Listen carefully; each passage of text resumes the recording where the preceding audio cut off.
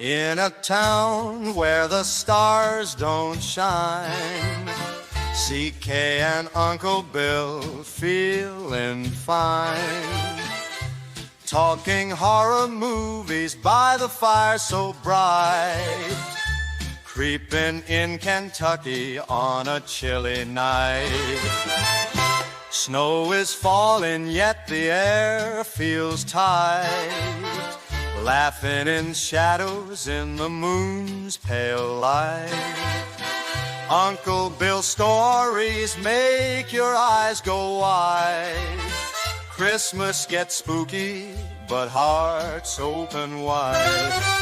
Let's get gay this holiday, we'll spin and sway, with ghostly tales and bright lights night into day.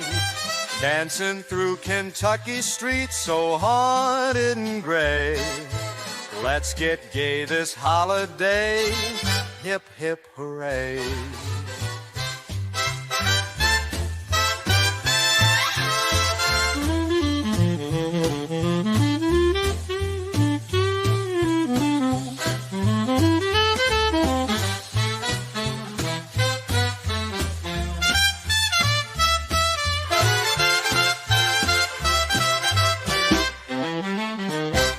Presents wrapped like mummies old and bold. Tales of terror and fun join hands and fold. CK's laugh echoes down the eerie road. Christmas has never felt this bold. Let's get gay this holiday, we'll spin and sway, with ghostly tales and bright lights night into day. Dancing through Kentucky streets so haunted and gray. Let's get gay this holiday, hip hip hip hooray. Mistletoe hangs where the shadows play, whispers in the night from LBJ. Ghouls and goblins join as we're led astray. In Kentucky where we go our own way.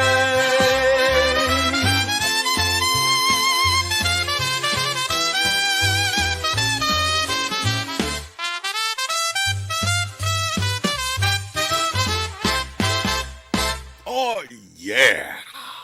Welcome, everybody. Y'all ready to get gay this holiday? I leave it up to you. Leave me out of that.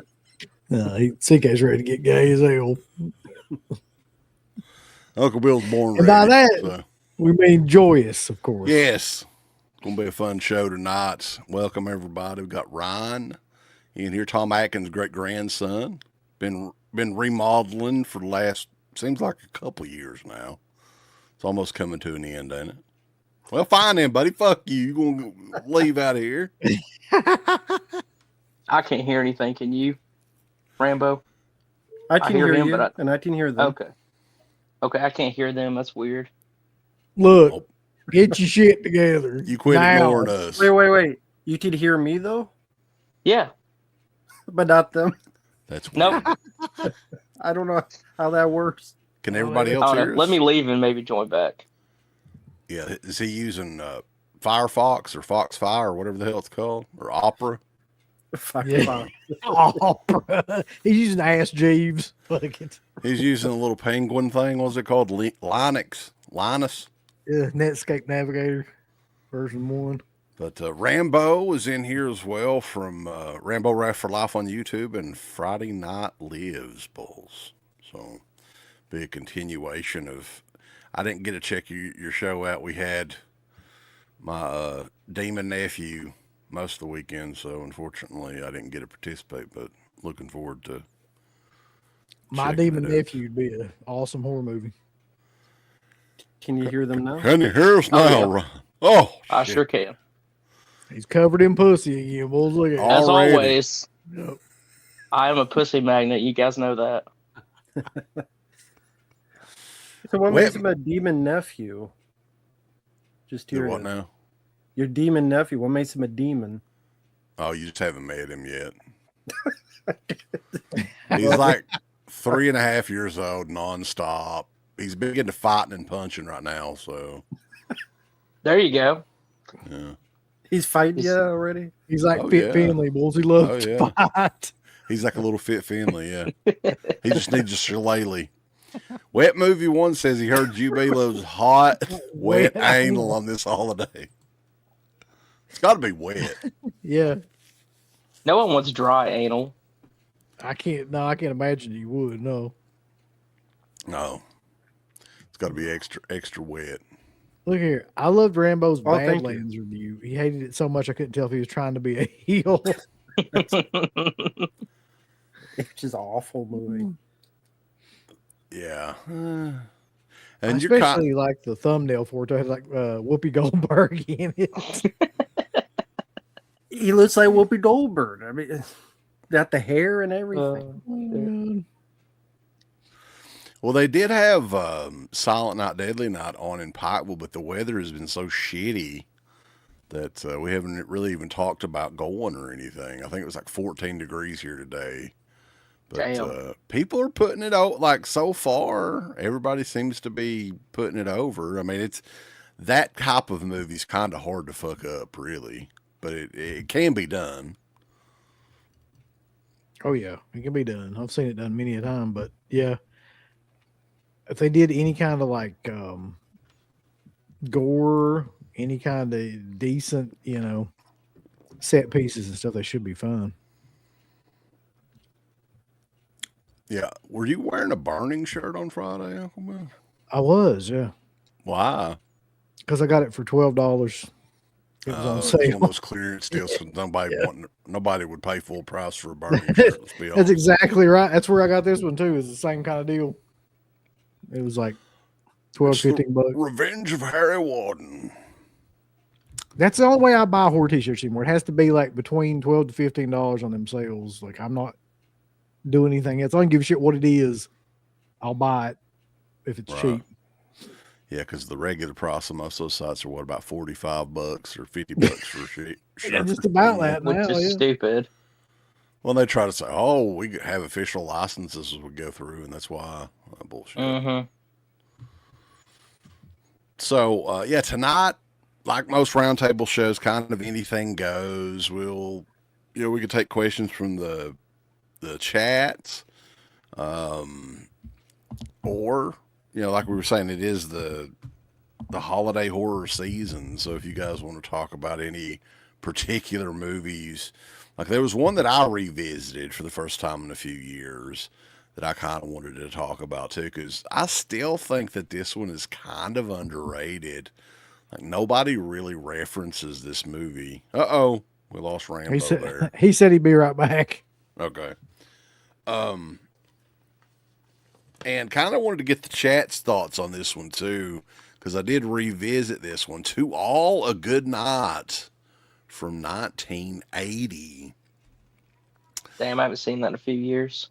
Yeah, Kino and Scorpion did like a re-release DVD and Blu-ray edition of this. And it was really the first time you could see it cleaned up at all. Because I think for many years it was like, I'll add him back here, VHS exclusive. Yeah. Like it was, the transfer on the previous editions were awful. So, whenever I think this came out like 2017, 2018. And really getting to see it cleaned up for the first time, in my opinion, helped the movie a lot. Because the majority of this movie was shot, like the nighttime scenes were shot like day for night or whatever. And that does not translate well on VHS. Pretty much all of it's unwatchable on the VHS edition. So the remastered version of this, it just looks like it's shot in the daytime, the day for night scenes. So, but man, like it's nothing groundbreaking, but I think of holiday horror movies, this is kind of an underrated one that people should check out. And, a lot of questions about this too, though, because of the similarities with Friday the 13th, and the release date of this is in question too, because on IMDb and I think even on Wikipedia, it's like January of 1980 is the release date. And if that's the case, Friday the 13th lifted a lot of shit from this movie. Mm-hmm. I honestly don't remember that movie that much. I know I've seen it one time, but I do remember liking it pretty well. But it is like whatever version I watched on was so fucking dark that you could barely see anything that was going on. Like, Especially the ending. It's just pitch black. The whole ending. So, I'm like, what the fuck happened? I don't know if there's a few versions of it on YouTube, but I don't know if it's the remastered edition or whatever. But yeah, that's out of print at this point for some reason. So the Blu-ray is going for crazy money. I don't know if you may be able to get the DVD kind of cheap, but it's got some cool death scenes in it, some crazy over the top goofy shit that I always enjoy. Like, a lot of those movies like Prom Night and Halloween and all those movies have like the pre-credit sequence. It probably has the quickest pre-credit sequence in horror movie history. It's literally like 15 seconds. And you see this girl fall to her death or whatever. So. Isn't there someone like in a suit of armor in one scene? Yeah, the killer is hiding in a suit of armor. There's a propeller death scene with involving an airplane that I'd never seen before, and it literally looks like somebody just threw fucking like gore or something on the plane. After plop it on there, bulls. They just threw like a pack of hamburger meat on it or some shit. Yeah. probably. Yeah. The killers in this are pretty cool though. They're Santa Claus, but they have I don't know what kind of a mask you would call it. Almost like, you remember the Oz mask from WCW, Kevin Nash? Yes. Kind of like that, but the Santa equivalent of it. Kind of creepy. Is that who is supposed to be on the cover? That big face? Or like that big face on the cover, is that supposed to be what they look like in the movie? Or are you talking about the thumbnail? The Blu-ray for this? cover, like the poster. Oh. Like that face. I don't know what the hell this face is. Because I remember when I first saw it, I'm like, is this an alien movie? Like, no. I don't know what that's from in this movie. I have no idea because, it's basically a latex Santa mask is what if anybody knows. That's what I thought it was like an alien on campus movie or something. Is that supposed to be Jennifer Runyon? I don't know. Daniel Harris. There you go. God. But yeah, I think that's one I could see Vinegar Syndrome, one of those companies re-releasing, but it'd be a step up. Yeah. What they usually release. Right. For stuff. Yeah. What year did you say that came out? January of 1980. They say it's one of the very first 80s slasher movies, is the claim. But this is one of those movies, too, where not much is known really about it at all. Was this maybe the only movie that David Hess ever directed? I'd never heard of him directing anything else. But yeah. I'll tell you one that... Let's Google it. Let's Google it and find out. One that I really like, though, that came out a couple years ago that nobody ever talks about anymore is that Christmas Bloody Christmas movie. I don't know if you remember that one. It was the one with like the robot Santa. Yeah, I remember people talking about it. I don't think I ever watched it. Same, I've heard of it. Really good. It's really Didn't good. people really say the dialogue was like Rob Zombie? Well, here's the weird part about that movie. The first 20, 30 minutes of it is just all bullshit. Just like Tarantino meets like Rob Zombie style dialogue and just people talking and just ridiculous, stupid shit. And then like that's when the actual like robot Santa comes in. And when he comes in, it turns into a completely different movie where it's just like a straight up slasher Terminator style movie. So I would just skip the first 20 minutes and just go right into the rest of it because you really don't miss anything. It has nothing to do really with anything else. But I really like that movie a lot. Who directed that movie? This was one of those ones that was on Shudder, I think. Joe Bagos. Interesting. Now, with the Silent Night, Deadly Night remake, how do you guys see something like this performing nowadays? Because like it seems like it's gotten no press, no hype at all. Like I don't know if that's just the movie business for you now, but What, the like new Silent Night, yeah, Deadly Night? the newest one that came out because they haven't really done like I guess technically Terrifier 3 was kind of like a holiday horror movie, but I don't know if they really promoted it that much as one. But yeah, I mean, back in the day, this would have, even if they did this back 15 to, 20 years ago, people would have really flocked to something like this. But anymore, I mean, it's just kind of tough to, get an idea on what something like this is going to do. Is Yeah. it getting a wide release? If it came out in Pikeville, it's pretty wide release, I would think. I mean, you got to think it's going to be in a lot of theaters if they got it up here, but Jesus fucking Christ. I think there's only like 2 theaters around me that are actually showing it. okay. So yeah, I think I know what Uncle Bill was responding to. What kind of news came out earlier tonight, and we didn't get any sort of confirmation on exactly what happened. But yeah, according to TMZ, you guys want to talk about it? Fuck it. I Yeah. didn't catch any of it. So what is it? I guess. Shit. 2 people were found dead at the LA home of Rob Reiner, and I believe, yeah, His wife. he and his wife were found. They've got it on TMZ. According to TMZ, were found dead at the LA home. Wounds were consistent with a knife. Holy shit. That's fucked, man. Yeah, so their story here, the legendary director and his wife have died. TMZ has confirmed. 2 dead bodies were found in their home on Sunday afternoon, and law enforcement sources tell us it was the Reiners. Sources say that the 2 suffered lacerations consistent with a knife. The LAPD's robbery homicide division is still investigating. Yeah, so People are saying Rob Reiner's son is a suspect and was taken in by SWAT. Yeah. Damn. Jeez. Damn, he must have hated This Is Spinal Tap 2 a lot. Mm-hmm.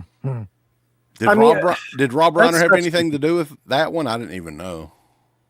That sucks to hear. I mean, when was I guess Gene Hackman's death was very weird. Mm-hmm. But when was the last murder of a celebrity? Like that's feels like been a long while in all seriousness. So I can't even think of one. Yeah. I mean, the Recently. sad thing it reminds me of you guys talked about on the show, Lou Perryman. Hmm. Yeah. Lou Perryman. So that's very sad to hear. If the son did do it, I mean, That's fucked up. Did the son have any issues with like, mental issues or anything, or? I don't even know. Who is the son? I have no idea. Hold on. I would assume if he does, it'll come out sooner rather than later. Yeah. I mean, like I said, I didn't know he had a son. I don't know if it's one of those things that maybe Could it he be a had a stepson son. or something? His wife had a son prior, maybe, or something like that. Because his wife is a bit younger than him. According to I don't this, know. he's got 4 children. Hmm. Let's see, but it doesn't say the names or anything on here.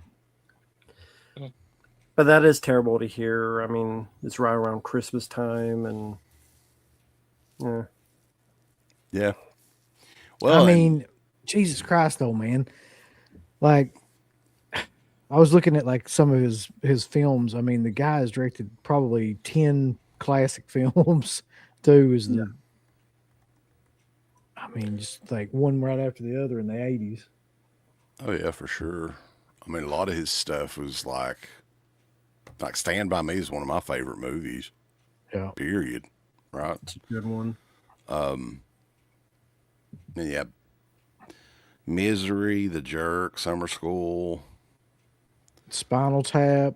Well, Summer School was Carl Reiner, but Yeah, that's Carl. He did Spinal Tap. He did Stand By Me. Did The Princess Bride. He did When Harry Met Sally, Misery, A Few Good Men, The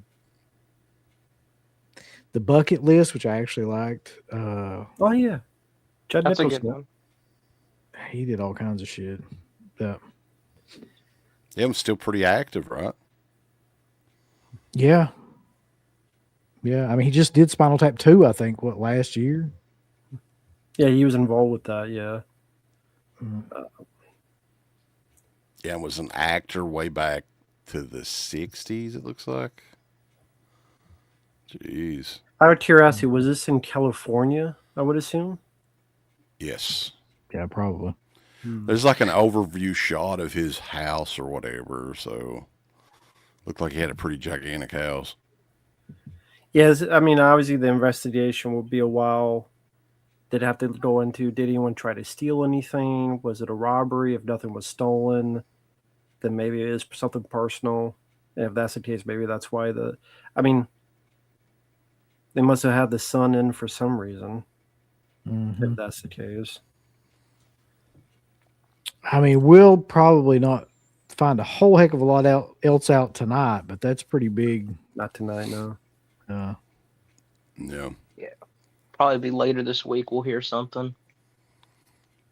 Yeah, I'm willing to.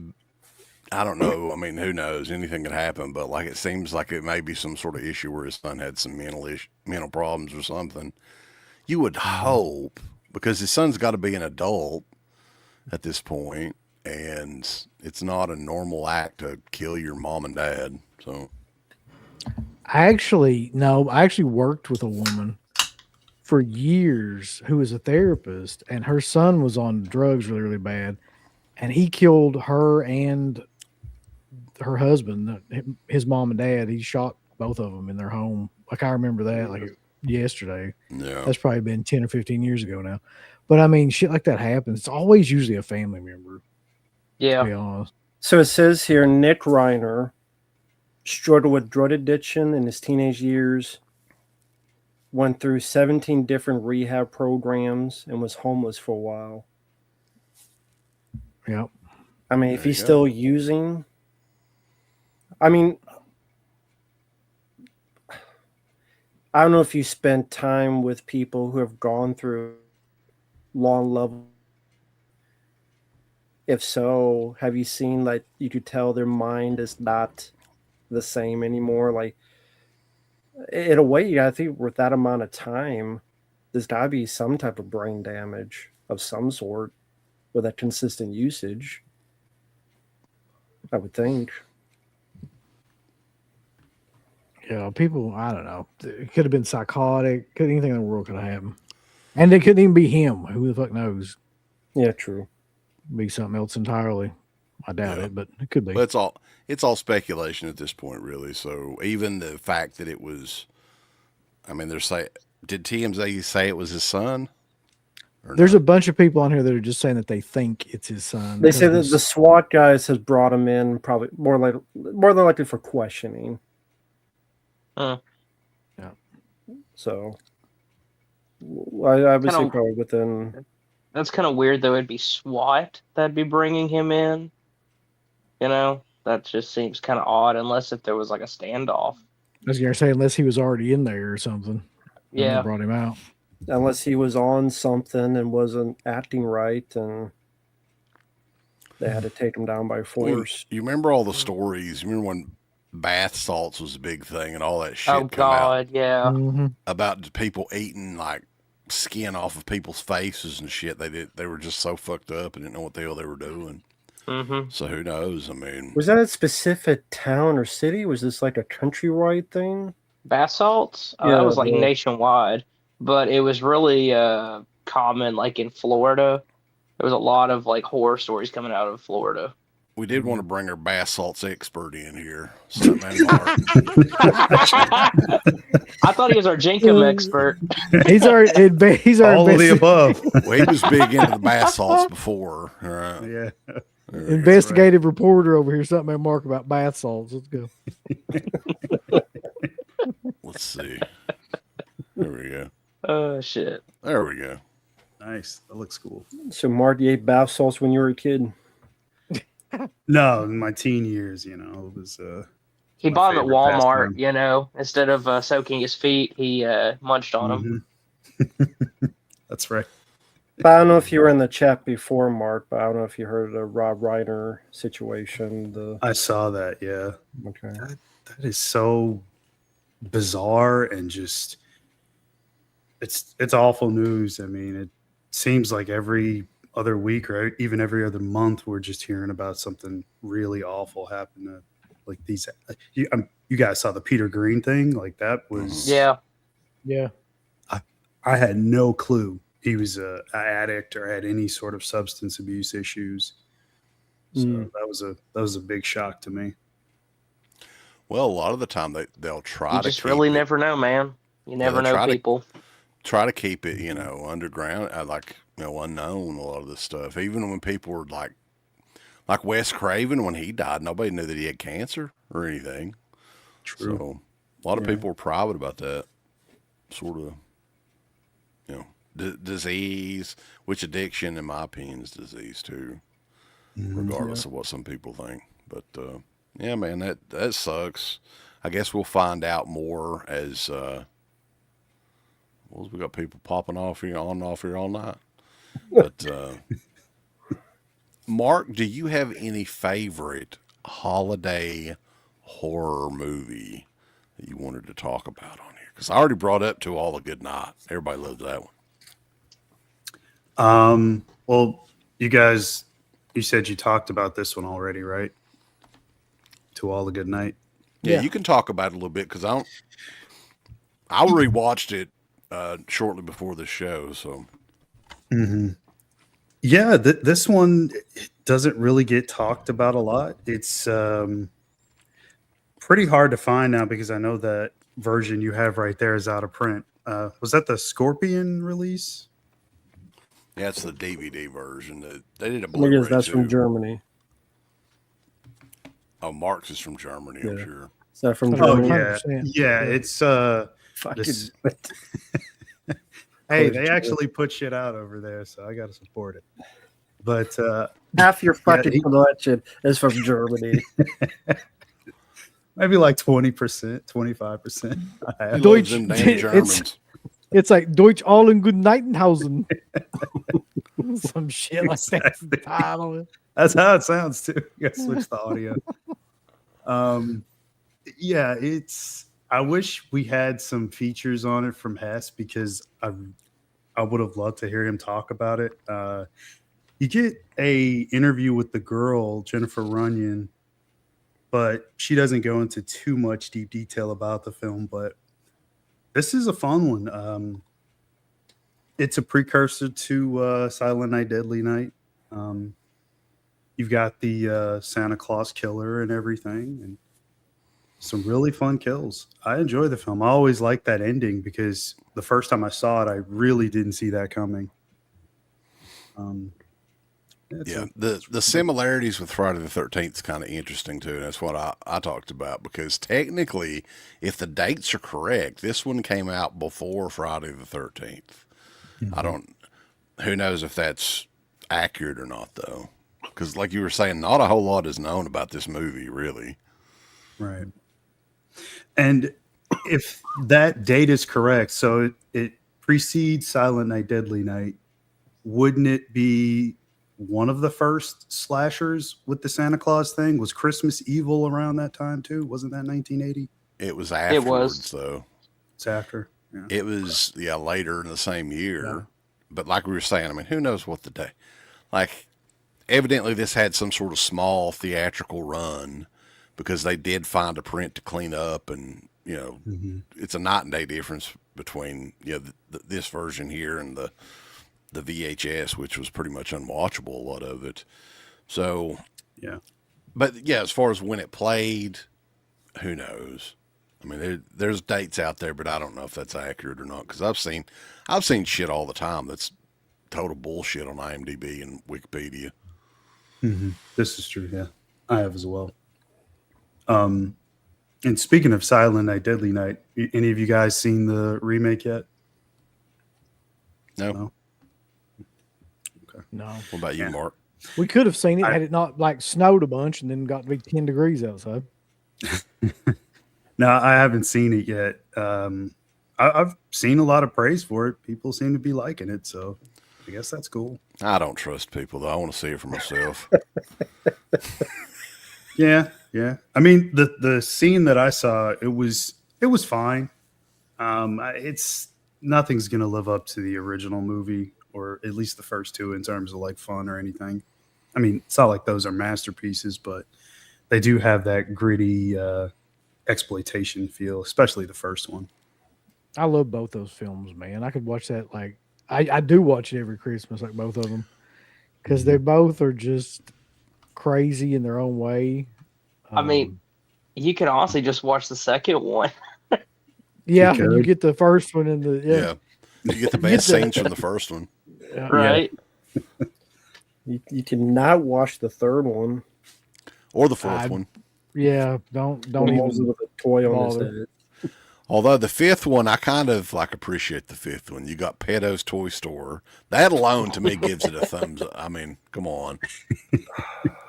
That movie's a fucking classic. It's underrated classic. Oh shit! It's great, man. What's You funny is cannot- like You cannot not like that movie, Rambo. I did. Fuck. The guy with no dead Pinocchio. Exactly. Like what? He's got a wooden ass though. you got Joe Pedo in it of Pedo's Toy Store. Come on. I'm glad. The immortal It's Mickey all- Rooney. It looked 90 for like 40 years. It's all a really thinly veiled disguise, like You got that little Child- boy in it too. child abuse ring. Like you remember the poster art for part 5? The little boy's face never changes in that entire movie. It's the same as the annoying. cover.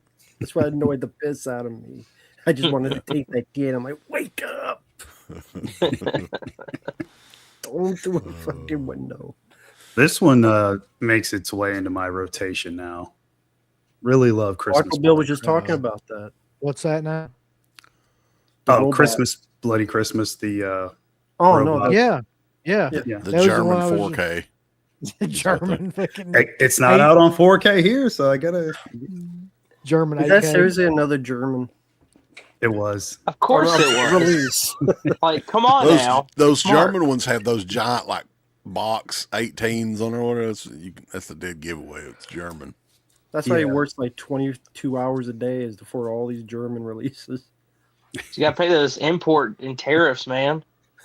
Oh man, those are Paying $80 shipping. a pain in the ass. It Oh, is yeah. though about that movie though. It's a really great movie once you get past the first 20 or 30 minutes. Like you've got to get through that bullshit Mm-hmm. that happens with all them just sitting around talking at the house and at the bar and all that shit Yeah, for it to really, pick up. they go into some decent conversation like right before the killing starts because they start talking about horror movies and stuff. And actually, that movie was supposed to be the Silent Night, Deadly Night remake, not the one that exists now. The one from 2012. I don't know if you guys know that, but Silent they Night or rejected. whatever. Yeah. Yeah, they rejected God, Joe's yeah. pitch, and his pitch was the Cyborg Santa, but they were like, no, it's too far out. We're not looking for anything like that. So they do the one that we have from 2012, but that one actually is based off of a real life massacre in California, where a That's guy too really wild. did. Joe Dress up in a Petto Santa was suit. fine, but I thought they was far out. Pinocchio with no dick. That was insane. Yeah, that the little android pedophile boy is good. But, yeah. Beyond the Sour Grounds is wanting to know who your hookup is in Germany there, Mark. Is it Diabolic? I buy from all over, all eBay, Diabolic, and then Market. You got little Jimmy Hitler's variety store. Jimmy. I do have a couple people that I buy from. They have storefronts like on eBay and Amazon, so you could just set up the transaction. You like that, Uncle Bill? I'm just imagining a shirt with that on it. Little Jimmy Hitler's variety store. Oh shit. That'd be outstanding.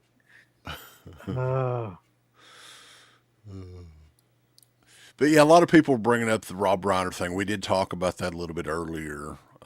So yeah, if you want to go back and check that out, you can. But yeah, we don't really know any details, unfortunately.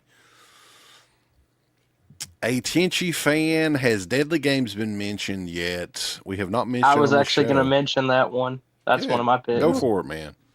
Yeah, literally, this is a French Home Alone movie, essentially, in a nutshell. It's just one that I always go back to. Just the whole kid basically is playing Rambo the entire movie, and just the Santa Claus in it, who I guess he's like a pedo or something. He's not really like told like what exactly he is. He come from Pedo's Toy Store as well. That's yeah. right. But yeah, it's just kind of neat because I mean they're using like computers and stuff, and like that's how the kid talks to him is the whole like North Pole, like, oh, I'm Santa Claus and stuff, and the kid believes him and literally tells Santa to come to his house. But Yeah, I remember hearing though about this movie years and years and years ago, but thanks to, and these are the movies that Vinegar Syndrome should be releasing, in my opinion. mhm. I understand you Yeah. can't find stuff like that all the time or whatever, but yeah, I'd never seen it until they brought I guess it was the 4K out, which is Yep. crazy. But yeah, man, it's like you can totally see where Home Alone took the entire concept. I mean, they Americanized the shit out of it, of course, because the fucking villain in this movie is he He's smacks creepy as shit. he smacks the fuck out of a little kid, and that's how he gets fired as the Santa Claus or whatever in the mall. So And there's he's like a so mean much son of a bitch.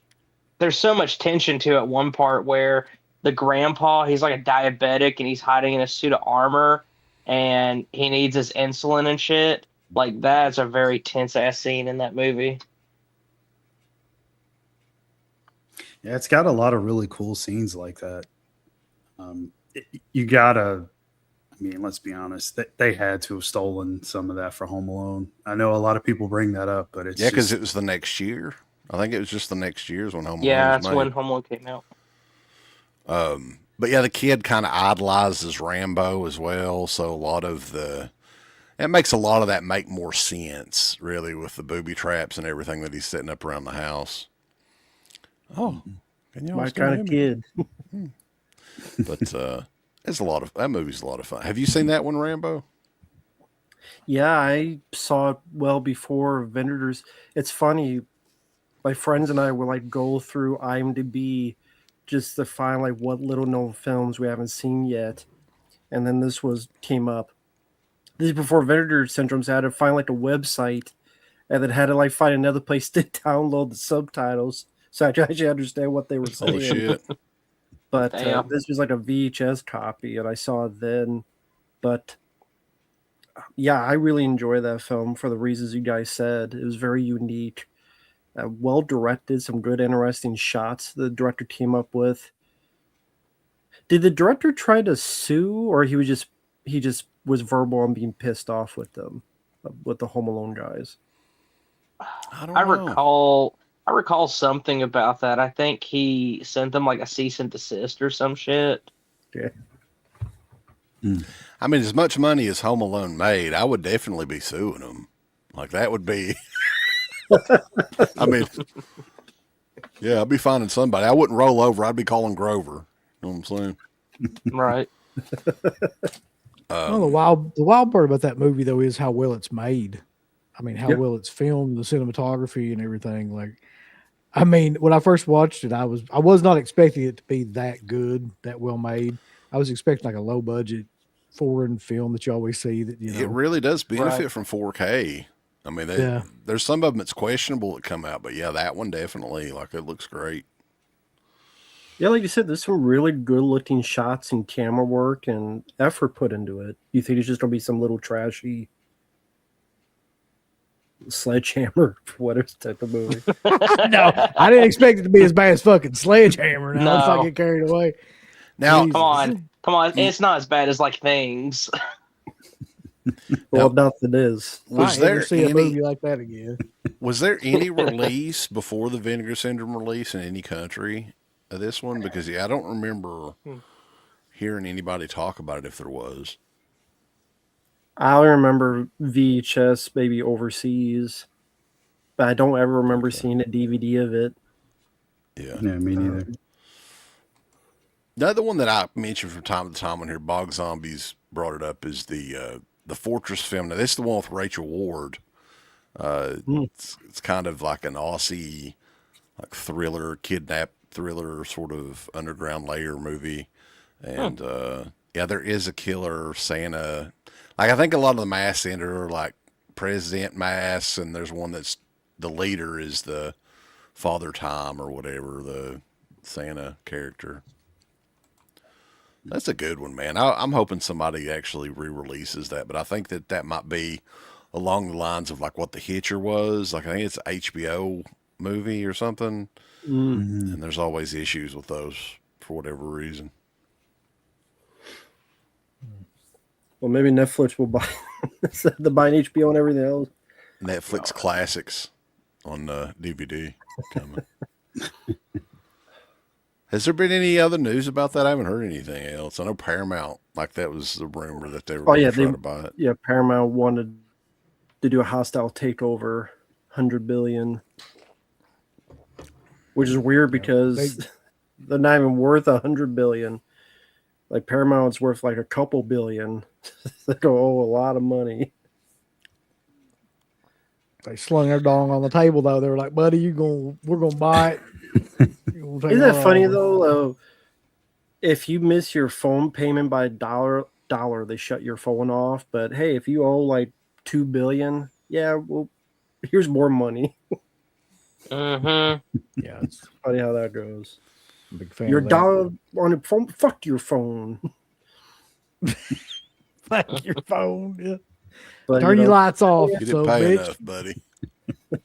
$2 billion, that's fine. We'll give you another $2 billion. I don't know how it is for you all though, but like here on the city utilities, if you don't pay it by a certain date, they add like an additional like 30% onto your bill.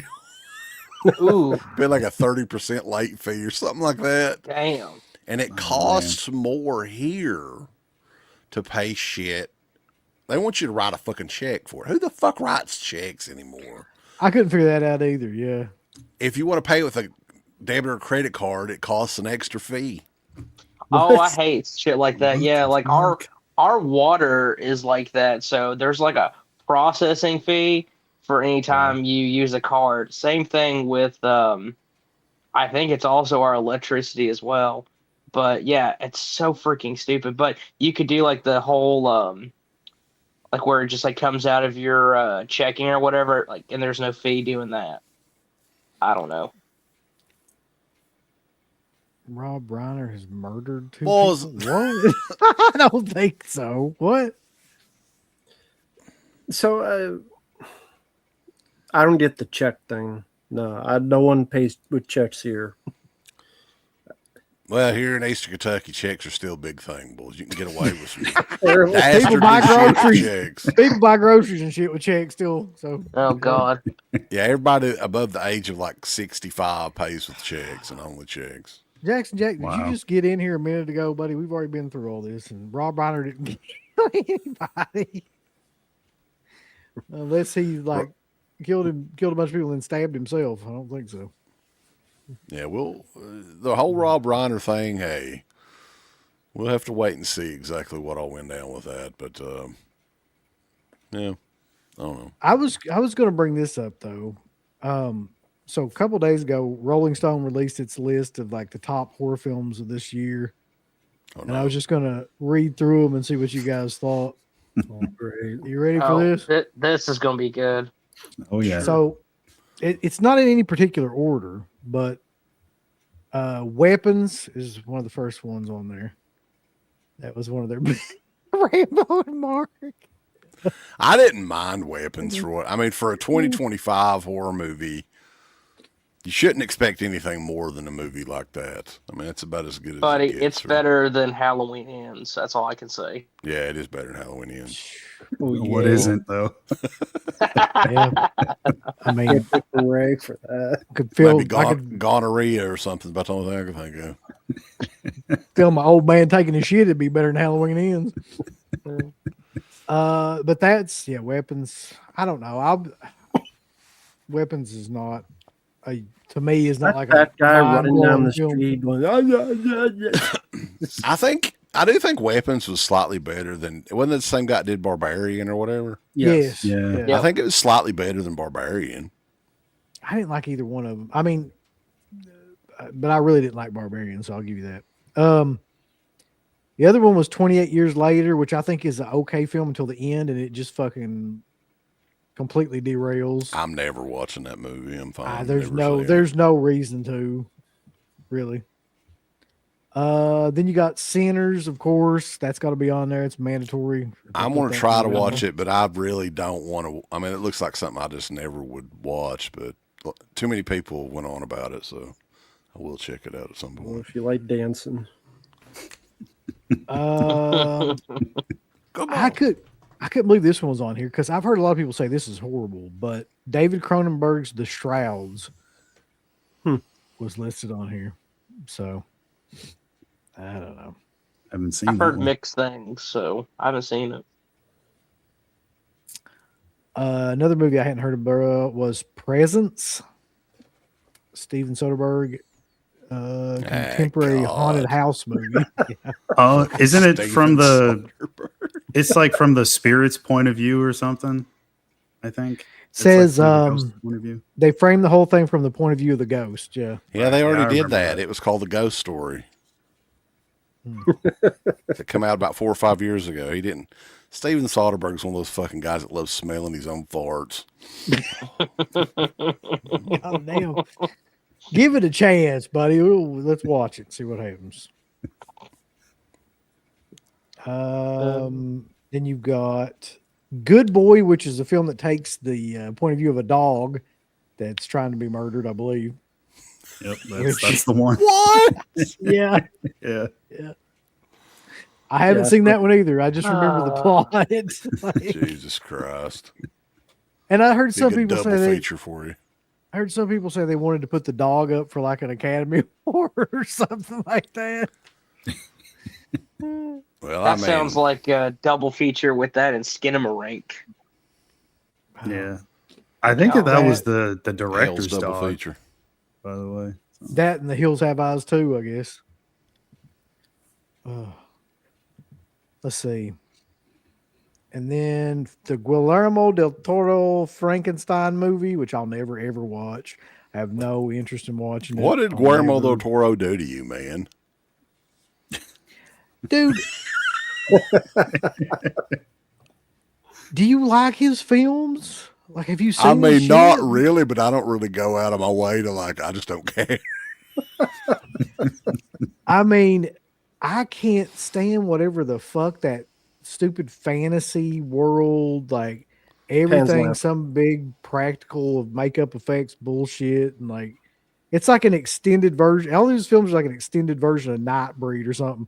They got all the fucking monsters with all the goofy ass shit on, and I just hate that guy. I hate his films. I hate the So pretentious. you don't like of it. Nightbreed? You don't like his Not particularly. No, I mean I like David artistic Cronenberg. macabre. Look, come on, Uncle Bill. It's got Mia Goth in it, buddy. Yeah, So- Uncle So Bill. what? Oh God, here it comes. Piece of shit. I'm gonna kick you right in the face. I was just watching. Pansexual labyrinth.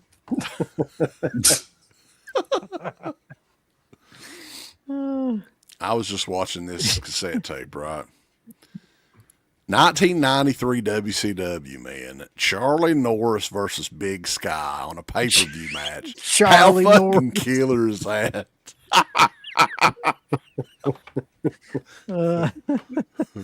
Yeah. Charlie Norris. Oh, shit. All right. So there's three left on here. Hold on. So you got Guillermo del Toro's Frankenstein. Then you got Final Destination Bloodlines. They've got that one on there. That was Rambo's pick for the horror film of the year. Rambo like that one. It's too many of those One damn of his movies. favorites. I didn't mind that movie that much. I really didn't. It's the same fucking movie as the last three. Honestly, it is. Like, I mean, but that's kind of what I like about it. It's not anything out of the norm of those movies. Yeah, it doesn't reinvent the franchise, but I don't think it was trying to. They just needed another movie, and hell, even though it was successful, it wasn't good enough because they still selling the company. So, R.I.P. Warner Brothers.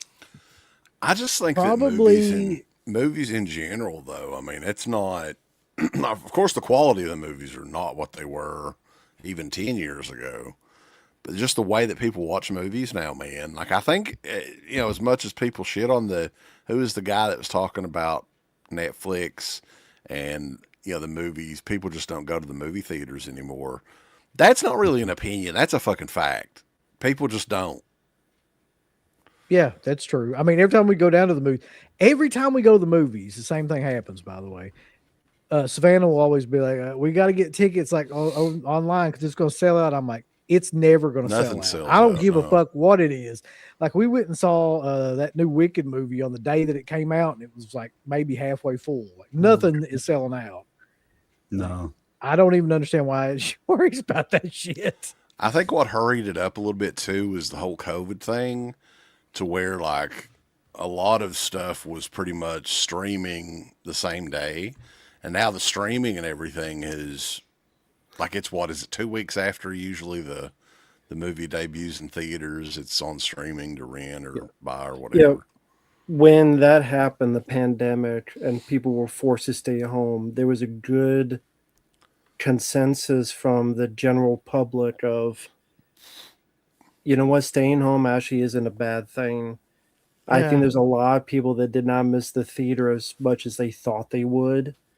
And we've talked about before, if you have a good TV, you have good speakers, you have a movie theater at your home, you just don't have the inconvenience of getting there, other people bothering you. You could be with your woman, you could get a blowjob. Well, I guess you could get a blowjob at the theater, but it'd be awkward. I was going to say that. But you do have all the convenience without all the annoyance. I think a lot of people, that's just nowadays more convenient just to stay at home and watch it. Again, people have TVs that Mark's got a fucking couch that has a fucking boombox in it. So Mark's got the couch that's got the flashlight attachment to it, right? Jesus Christ. At any Mark's point in couch, time, it warms up. Mark's couch is fucking sentient. it's a self-warming flashlight. Is your couch connected to the TV? So like the TV speakers come out of the speakers of the couch? Yeah, like Inspector Gadget arms. It is? Yeah, you damn. connect it by Bluetooth, and then it just plays the audio through the couch, and you could have it play through the You got to TV say, as well. go stuntman flashlight. Yeah, it's got a remote to the couch, or you could just mess with the touch screen thing on it. You ever seen Mark? You ever seen Howard Stern's Private Parts? Yeah, it's been a long time, but I do Subwoofer remember it. scene. Yeah. I know where he's going. I was just gonna say, when you're with your woman, you got the woofer. He's got that subwoofer. You have sex turned up. with the woofer. Oh, but the other thing that they did, I was going to say, that really sped up this whole thing is they started streaming movies immediately when they came out. So it's like, why the fuck would you care about going to the movies if you can immediately see it, streamed for probably less than it would cost you to buy Significantly tickets? Yeah. Well, the truth is too is most modern movies suck. I mean, it's just the truth. They do. They don't spend their time. It's like Disney now. Disney now compared to Disney from 1995, gigantic difference in that company, right? They're pretty much just a franchise factory now. They're like, boom, boom, boom. Let's get all these out. We've got the logos designed. We've got everybody picked out. Here we go. We're going to, get whatever the hell it is out by December. Who cares if it sucks or not? They don't. They don't give a fuck because they know the same people are going to go see it. Like, so they've already got a built-in audience. How many years did they work on like The Lion King or something before it came out? Just to give you You know, I mean, that's hand-drawn animation for one thing, but, you know, it was back in that time, it was at least a couple of years per movie, seems like. Yeah. Now it's like a couple of hundred movies per year. Nice. Yeah, and the quality is such downhill. People will watch the marketing and It's go, fucking trash. I don't need to see it in the theater. I don't need to see some of this shit ever. Well, that too. But unfortunately, Rambo, it takes so many damn requests. Most of the shit he has to see. I feel sorry for you. I mean, even though you're making money, but still, At least he's making money, but yeah. but At still, what that's- cost? At what cost to his psyche, though? Yeah, I mean, it's like He's $100 to take a little fucking hammer to your nuts or something. Eventually, you ain't gonna have no nuts left, baby. it's funny you said Still that from because I damage. saw a movie today that felt like that. Piglet. Horror film Piglet. Oh Lord. About this year. God damn. It's like Piglet from Winnie the Pooh, but if it ripped off Texas Chainsaw Massacre and cost $8. That's What what the I. That's what I want to see. Yeah. You damn right. Okay. This is what the money's for. Hell yeah. There's just two films left. This next one is my favorite of all this whole list, actually, and one that really like caught me off guard. Companion. Is one of the ones on here. Have you seen that one, CK? That was actually like an interesting film. No, is it worth watching? Yeah. Oh yeah, It really that's is. one of the better horror movies of the year for sure. It's really well done, really well acted. And then the last one I've never heard of, Best Wishes to All, which is apparently an Asian horror film. But that was their list of the best horror It's a movies shitty of list. 2020. It always is, though. No Hard Eyes? I thought that was better No. than some of the ones they listed. Nope. No Black Phone 2. That was another one this year. Nope. Yeah, I a lot like of people that one. put I that actually one saw over, that yeah. recently. I like the Black Phone too. I thought it was pretty decent. They said fuck Black Phone too. We're Rolling Stone. We only go with that pretentious Asian shit. But I like that. I didn't think it was needed. It still wasn't needed, but that was pretty decent. I like the characters. They were interesting enough story. I like the winter setting. Definitely fits with the holidays. Yeah.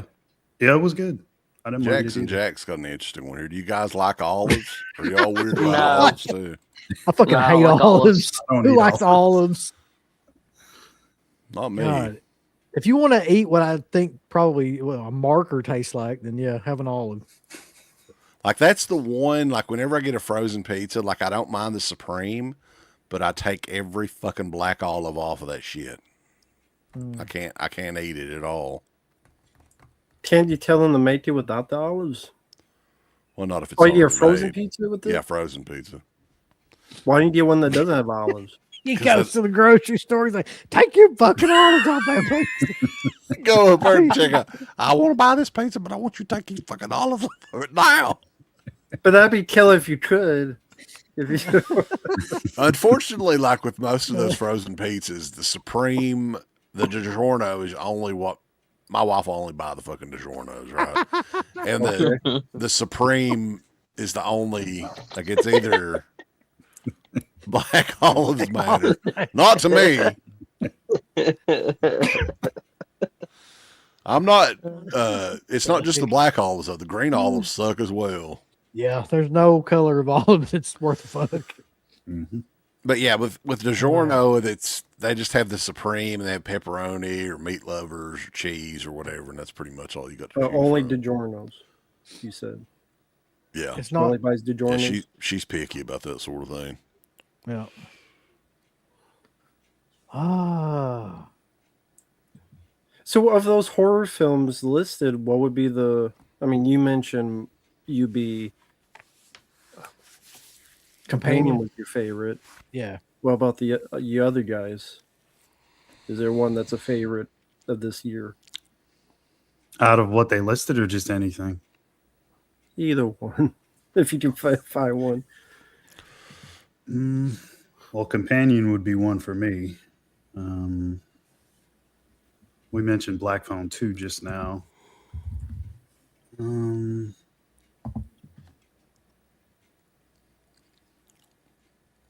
I don't have it. There hasn't been one this year that I've been like, oh shit, that's killer. The only one that comes to my mind that I enjoyed was Bring Her Back. That was like one of the only few that I actually saw this year. I don't even know if it was on the list. I missed it because where my signal was all screwed up. No, it wasn't on there. Amazingly, For I haven't me, seen it's that one. War, Though, so. War of the Worlds. Oh, dude. I mean, I keep We- forgetting about we- that. we Best joke movie around of a the year. lot, but that movie may be the new like Troll 2. Like, it might be like one of those movies like that now. Damn, fuck. Huh? What? I knew it was you.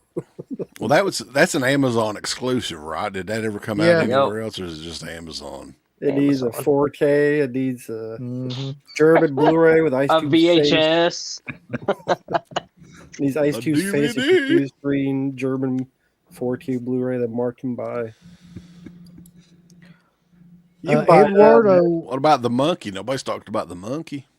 I didn't I like never that saw movie the that much. I saw that movie in the theater and it just wasn't that great. Buddy, I'd rather play with my monkey. We know that. We know it. We know you would. But I haven't seen the monkey. You didn't think it was that good? You be? No, I mean, and which is weird because you know how I am about long legs, baby. But About getting funky with the monkey. I went into it like thinking, you know, all right, like I'm really excited and everything, and it just wasn't. There wasn't anything there really. Mm-hmm. Mark, I I know know you what you didn't mean. like it either. Yeah, Yeah, I mean, there was a couple practical things, but Was it the was monkey so white? Is that why you didn't like it? guy. What? Was the monkey white? Is that why you didn't like it? A white monkey? Lay the white monkey, baby. Needed the black monkey. You need the outbreak monkey. layer of the white monkey. What if it was the outbreak monkey? Would you like it, Mark? Maybe that would have helped. That'd be awesome to see a white monkey, you know. You know it, Mark. That Motor City Pizza is pretty good. I have had that before. Motor City Pizza Company or something like that. Y'all ever had that? No. Nope. I've never heard of it. What It's frozen pizza at the mall or at Walmart or whatever. what makes it different from any other? It's like really thick pizza, and it's a square. Like Detroit pizza square, I think.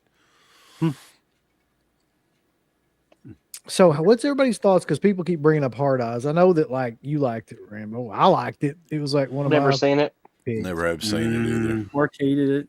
Mark hated it. I didn't Mark's hate a it. negative That's- fucking Nancy over here. Just kidding, Mark.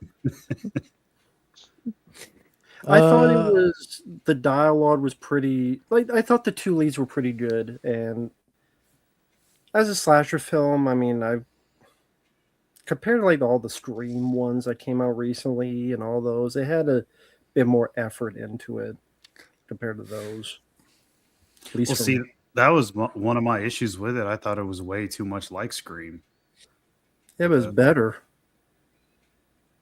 I Okay. don't know. I mean, I thought that like the best part about it was that it was more of like a romantic comedy with all this crazy shit going on in the background than it was like a horror film that had romance in it. You know what I mean? Yeah. They really like stuck to the idea of like this is going to be actually like a romance, but it's just there's this slasher shit going on to the side of it, which I thought was pretty novel. It was crazy because you hate romance Yeah. or romantic comedies. I should say. I just really, I really hate Jake Gyllenhaal and fucking Matthew McConaughey and all them fuckers that star in those kind of movies. Jake Gyllenhaal ain't that bad. Listen, man, yeah, he is. You know he is deep in your heart. In the cackles of your heart, you know that guy ain't worth a shit. You You need to see never, Roadhouse.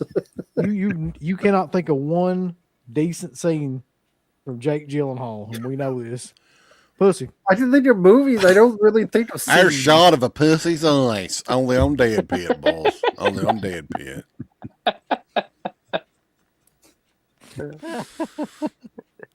Home run, Ian. What the hell is that? Connected 7 mentioned on there. I don't know what that is. Pizza. Oh, that's pizza. I thought it was a movie. Yeah. Home No. run. It's like a Chicago thing. Like it's a big chain. It's really good. Okay. I'll have to, because like the only Chicago style pizza place that we had that was a chain near here was, do you remember Pizzeria Uno, Uncle Bill, back in the day? Yeah. But yeah, I think if they But exist, actually- it's what? I was just gonna say, the one that I remember the most. It's not Chicago, but it was fucking horrible. Was that CC's Pizza? CC's? Oh God, Yeah. I don't mind CC's. It's okay. I remember. I ate Ah. CC's a couple times, and now the few times I ate there, I got sick. I think Yeah. like twice at least. Oh shit. What was the one? Was it CC's that was the one next to Best Buy Forever in Huntington? Oh yeah, up there Is it was that like next to CC's? the mall and stuff. Yeah. I Yeah, can't remember. That's the one that I always remember. And it was just awful. You go in there and like it was like a buffet style, yep. and like there was Oh. just shit all over. I was the place. getting that one confused with Donato's. Donato's is pretty good. Yeah, no, I I'm don't know if talking I've about. had CC's. Maybe I You did- have. You don't need to have it. It's fucking awful. Or it was Donato. awful. I don't know if it exists. anymore. Donato's. Yeah, it's real thin pizza, and it really didn't have a crust. It had a distinct look. So like the pepperoni and all the toppings and stuff went all around to the edge of the pizza. Good shit. Is that a regional thing? I have no idea. I haven't seen any around in a while, so it might not exist anymore. It's like Boston Market used to be like all across the United States, but it's only in the Northeast now, I think. I used to love Boston Market too. That's some good shit, man. Anyway, back to holiday horror movies. You want to talk about this piece of shit? Silent Night, Bloody Nights. Oh Everybody God. all of a sudden has a hard on for that movie too. More and more people are putting this movie over. I have no idea why at all. Isn't the print on that really shitty? Like the transfer? Yes, Yeah. well, from what Well, I this- The remember, movie itself is really shitty. So it's hmm So yeah, this was from like 2000, 2001 era, like 588 at Walmart, and I'm like, oh fuck, it's a horror Christmas movie. Let's get it. And then literally, it's one of those movies that within the first minute that you're playing it, you're like going to sleep. Yep. That is a movie to just go to sleep to. I remember one time trying to watch that thing, and I don't even think I made it 5 fucking minutes of that movie before I was just It's out. like instantly there's like fucking like church music playing, like organ music at the beginning, and this woman's like, I remember many years ago that winter night, blah blah blah blah blah. It's like, oh God. what killed me about that though is that all kinds of people were defending it, and I was just kind of like, "What movie are you watching?" But that's like one of the most boring movies ever made. I remember when we watched that, and just like struggling to stay awake. It was so bad. Yeah, I've always hated it. It's from 1973, and it's one that fell in public domain, and I think a company did clean up. Might have been Vinegar Syndrome that cleaned up like a 35 millimeter print of it, and they made it available for free or whatever.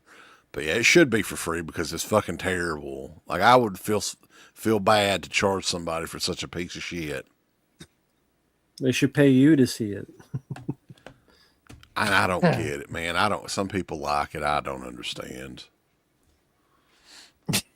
Yeah, that's probably true. Yeah, I barely remember that movie. I know I have it on DVD somewhere in a double feature with another movie, but yeah, it's not one I've ever thought about going back to. For good reason. We should do a show about like the most boring horror films of all time. Do like Not a bad idea. 10 of the most boring horror films ever made. That would be one of them. Yeah, for sure. Because That fucking Raw Meat movie would be another one too, by the way. Yeah, although Raw Meat, man, I don't know if it has anything on Silent Night, Bloody Night. Oh, come on, throw in Lunch Meat. Lunch Meat's great. At least they do actually eat lunch meat in the movie on a sandwich, right? I would throw in a night of horror where these Confederate zombies like talk for 20 minutes about nothing. What was that one movie that? Is it, what is it? Okay, Jackson, I get it. Look, Jackson, trying to get along with everybody.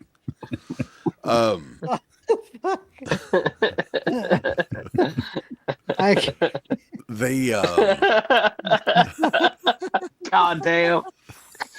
Woo. That hit out of left field for sure. Oh man, The that is rough. but any other holiday horror movies though that you guys Well, stuff okay. that typically watch? I mean, there's none I typically watch. I'm more of the action guy, but one that it has its issues, but I liked it for what it is. It's the first remake of Black Christmas. Oh, Has the some issues with 2006 one. Yeah, has some Yeah. issues with the ending. Also, issues that the trailer, everything in it wasn't in the movie. Mhm. Which is, I don't know how. That's not false advertising, but apparently it's not. But for a trashy, like, kind of bigger budget where it was glossy enough to look good. A lot of good-looking women in it too. I remember, right? Yeah, Yeah, all those good girls. looking cast. I like some of the kills. I like some of the grisly ideas. The guy making Christmas cookies out of skin. It's not like a classic or anything, but I mean, compared to other remakes of the time, I thought it was pretty decent. You like the Especially- incest subplot? Mm-hmm. Oh, sure. Well, yeah, you gotta have that. It's Christmas. That It's a makes it must. Christmas. Goodwill and love Yeah, towards it's men and women. I mean, compared to the other Black Christmas with the black oil and Shh, buddy, don't even talk about that movie. Don't even fucking. ever That bring doesn't movie exist up. in my mind. not What the David fuck Duchovny, was? who's the other What guy? was the story with that anyway? Like, oh Man. What do you mean? Some- What's the story? That was Like the why it was height. made, or That was at the height of the woke. Every Yep. man is a piece of shit era, Yep. and that's what that whole movie Well, is it about. clearly And had that- nothing to do with Black Christmas, though. I mean, it said around No. Christmas time. Did they? Was it called something else initially, and they just decided to call it Black Christmas, or what? Yeah, it was originally called Fuck That's what it Men. seemed. Yeah. they just wanted to make it feminist, where Yep. a take on toxic masculinity. That's the same thing the I Know What You Did Last Summer sequel was from this year. It's the exact same thing. Mm. Unfortunately, that movie exists, but Hey, No one that's remembers. another movie too, though. That Black Christmas one for the 2019 one is one of the most boring movies. Nothing happens in that whole fucking movie. That is a really boring one too. Yeah. It's got the black oil, dude. Oh fuck. End of that's that movie Black- so silly. I always remember too is just the fucking like cover art for that. Who the fuck was like? Yeah, it's a horror movie. It's gonna be killing. It's got a bunch of bitches. Oh, It's a bunch of women walking down the street. oh shit. Oh, Yeah, let's sail it. Let's sail it on that, boss.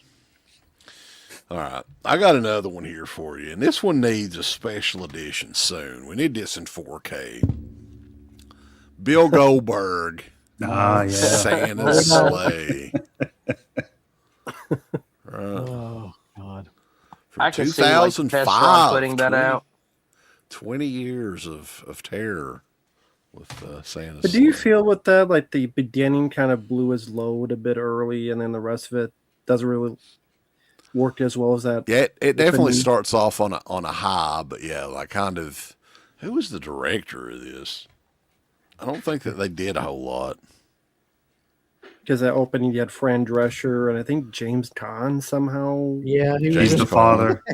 Chris Kattan is in there as well. Yeah, it's you almost wanted to spend more time with that family just because of how like their dynamic was and how weird it was.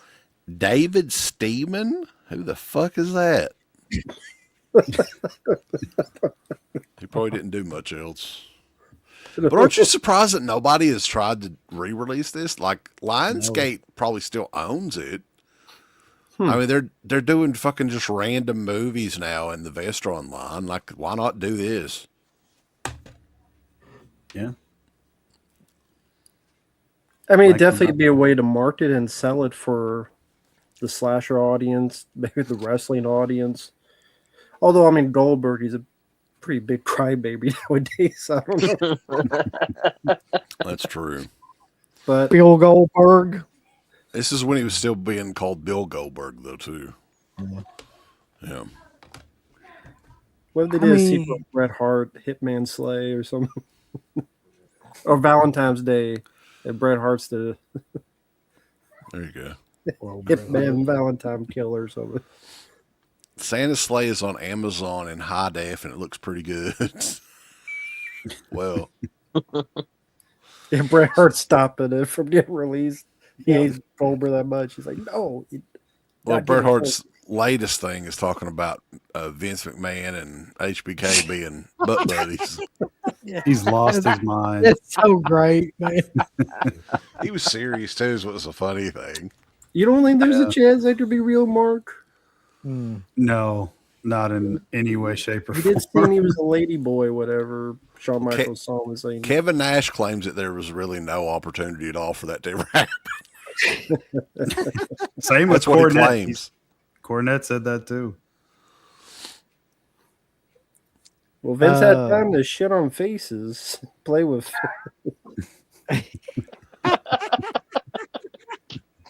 Did you notice that they had a clip of Vince on that Saturday night's main event last night, though? Did you all see that? I saw Talking that. about John God. Cena. Yeah, I was kind of. I mean, it was an old clip, but I was a little bit surprised that they played that. No, I know is that everyone's like crying about Cena. I'm like, he always sucked. I don't get this revision. I don't really understand it either. Like Yeah. everybody's acting now like he's some sort of, fucking legendary wrestler or something. What happens is whenever like he was there full time, people fucking pretty much hated him, right?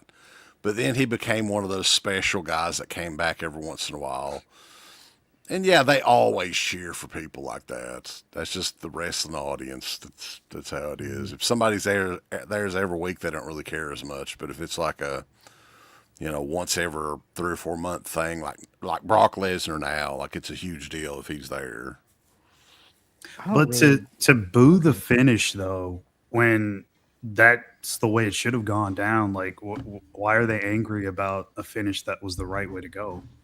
When that's why they were booing him for like 20 years anyway. I don't think that they were. It was the result. It was the way that they did it. It was kind of like, oh, this shit's fake or whatever. Right? He's just grinning. It's like, Man, let's be honest though, that whole fucking retirement thing sucked.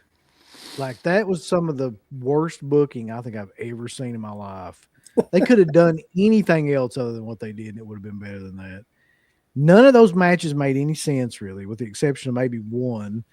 And the whole like beginning and where it just kind of immediately in the middle of it shifted towards him being like a face again. None of that made any sense. And, the way they talk about it now, they're like, acting like it's killers. That all sucked. The whole fucking thing did. Well, I mean, I think that the thing with The Rock hurt it a lot too, because it seemed like they were planning something else that never happened because he left and never did come back. Like, I don't know. Exactly. They could have pivoted and done something else though. They made a bunch of matches, didn't make a damn lick of sense. I don't know if they were hoping that he would come back and he just never did or what. That's what it kind of seemed thinking. like. He just did come back for whatever reason. Yeah. Good, I mean, I'm glad he's fucking gone, but I don't know. Same. It could have been better. Fuck John Cena. Look, It's like Brock Lesnar. If Brock Lesnar left right now and never came back, I'd be like, good. Like, fuck that guy. Well, their problem is those like with WWE is they have a hard time getting new guys to the main event. Like I know Braun Breaker, they're wanting to get him there. I think he could be a main event guy for sure. I really like the big Obafemi guy from NXT. I think he could be a main event guy at some point because sure. he's only been in the business for like, what is it, Mark? 3 years? Mm-hmm. He was like a fucking college. He was like one of those college guys that they signed just because he was an athlete, and he was like a natural in the ring, evidently, and is already like NXT champion. So he would be huge. But yeah, I mean, they have a hard time really pushing those guys to the next. Like they got a ton of mid card guys, but not a whole lot of main event. Like the I all look main forward to event you people two are guys old. going on the road to Saudi Arabia. Dead pit on the road to Saudi Saudi Arabia. Arabia. See a WrestleMania show. Did you guys hear about the Royal Rumble tickets or whatever when they went on sale? No. So, like, you know, when they do like Ticketmaster and all this shit, they put you in a queue based on Yeah. when you got there, right? There was a queue of almost 900,000 people for the Royal Rumble. What? Wow. Wait, because I don't know if the other events the tickets even went on sale publicly, or just the Kingdom or whatever they call it, the Maharaja or whatever the motherfuckers call themselves over there. We're just passing tickets out.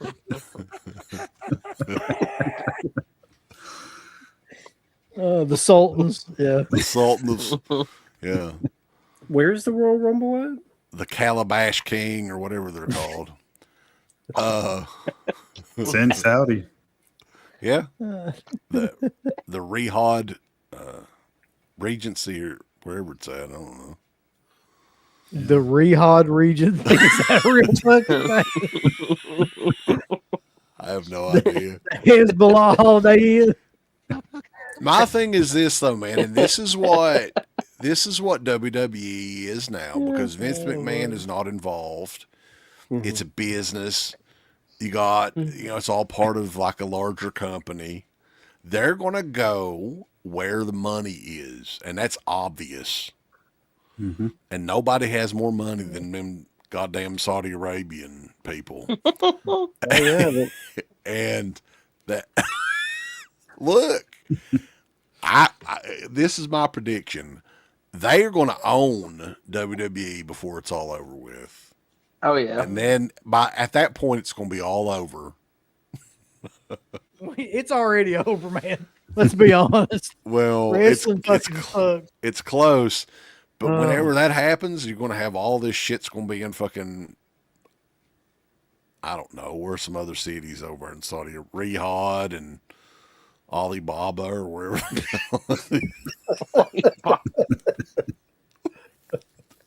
Alibaba City, Saudi Arabia.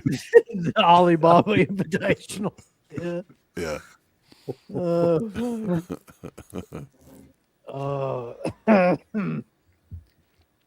But yeah, I mean they're going where the money is. Them motherfuckers. Yeah, the Alibaba Arena. Miami, Iraq. Oh, Jesus. But yeah, I mean they got no more money than they know what to do with over there. Yeah. They'll get Mania. Well, Oh, they've yeah. what didn't they already say that they've got Mania not Yeah. not 2027, right? yeah. Yeah. Oh yeah, that's right. 27. Yeah, that's right. Yeah. And eventually they'll buy TKO.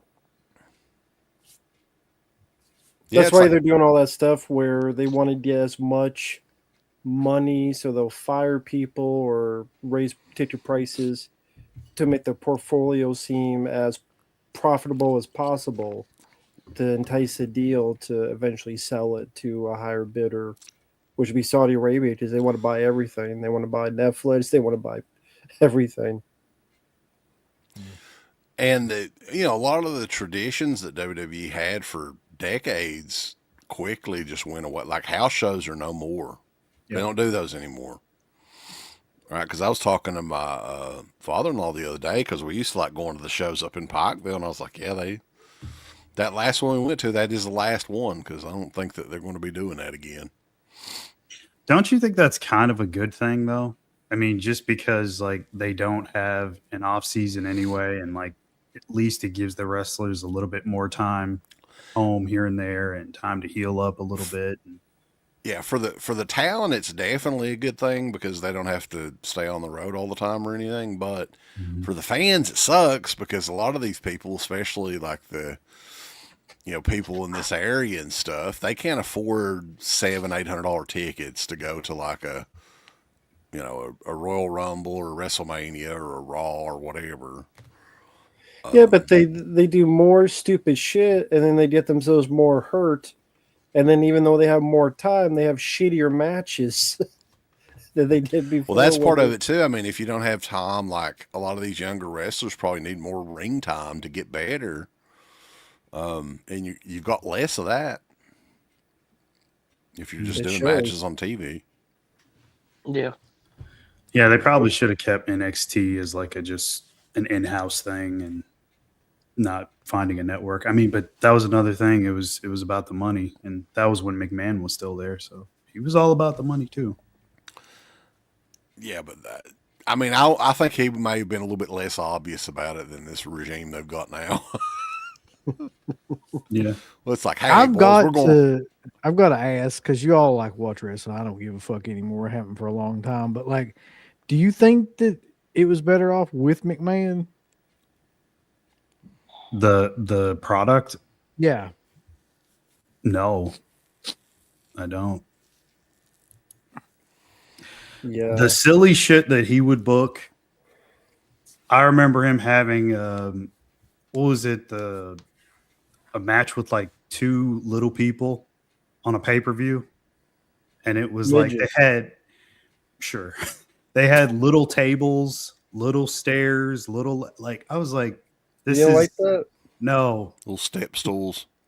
The little spider gimmick that he gave Eric Rowan. I mean, the trash monster that he did. And this is shit from like 2019, 2020. I'm like, what? No, that's the one thing I'll give Triple H. He's not doing silly shit like that. And to me, like, that's the worst of the worst when you make an absolute joke of the product and it's only for his enjoyment and everybody else thinks it's fucking weird. And yeah, no, I don't. I prefer it this way. Wasn't there a recent thing they had with this like lizard guy jumping around and shit? Mr. Iguana. I haven't seen him in a while. Didn't they have that stupid? So it's different stupid, silly shit. No, that's a gimmick from elsewhere. That wasn't like born into the It was on their show, right? He's Luchador. Was it AWA? Is that what it is? Or AMA, something like that. They don't have little stairs. How fucking I get them? Mark is prejudiced. They need those, man. You don't like little people. It's telling little people, fuck off. But Wiley J. Rawls brings something up here, though. Entertainment today is way different because it seems like it's definitely like quantity over quality. Like, look at all of the just if you're a wrestling fan, if you wanted the many hours of fucking wrestling that you could watch a week if you wanted to, right? And how much of that is actually good? There's not a lot. And the same thing goes for movies, man. Like, there's more and more stuff to watch, but nothing is really like great. So I'm curious then, like you say there's not a lot good. What is it that keeps you watching? It's habit, fat motherfucker. I know it is. It's just something he's wrestling. Done. It's something he's done his whole life. He ain't never gonna quit doing it, no matter what. No, I mean it is probably habit, but I've got DVR. I fast forward the majority of it. My favorite thing on WWE is the women, honestly. Like, and that's not just, they're all great looking, of course. Most of them are, at least. But yeah, I think that's the most entertaining aspect of the product is the women's wrestling and all that. What do you think, Mark? I was going to say the talent. There's a lot of really talented guys there.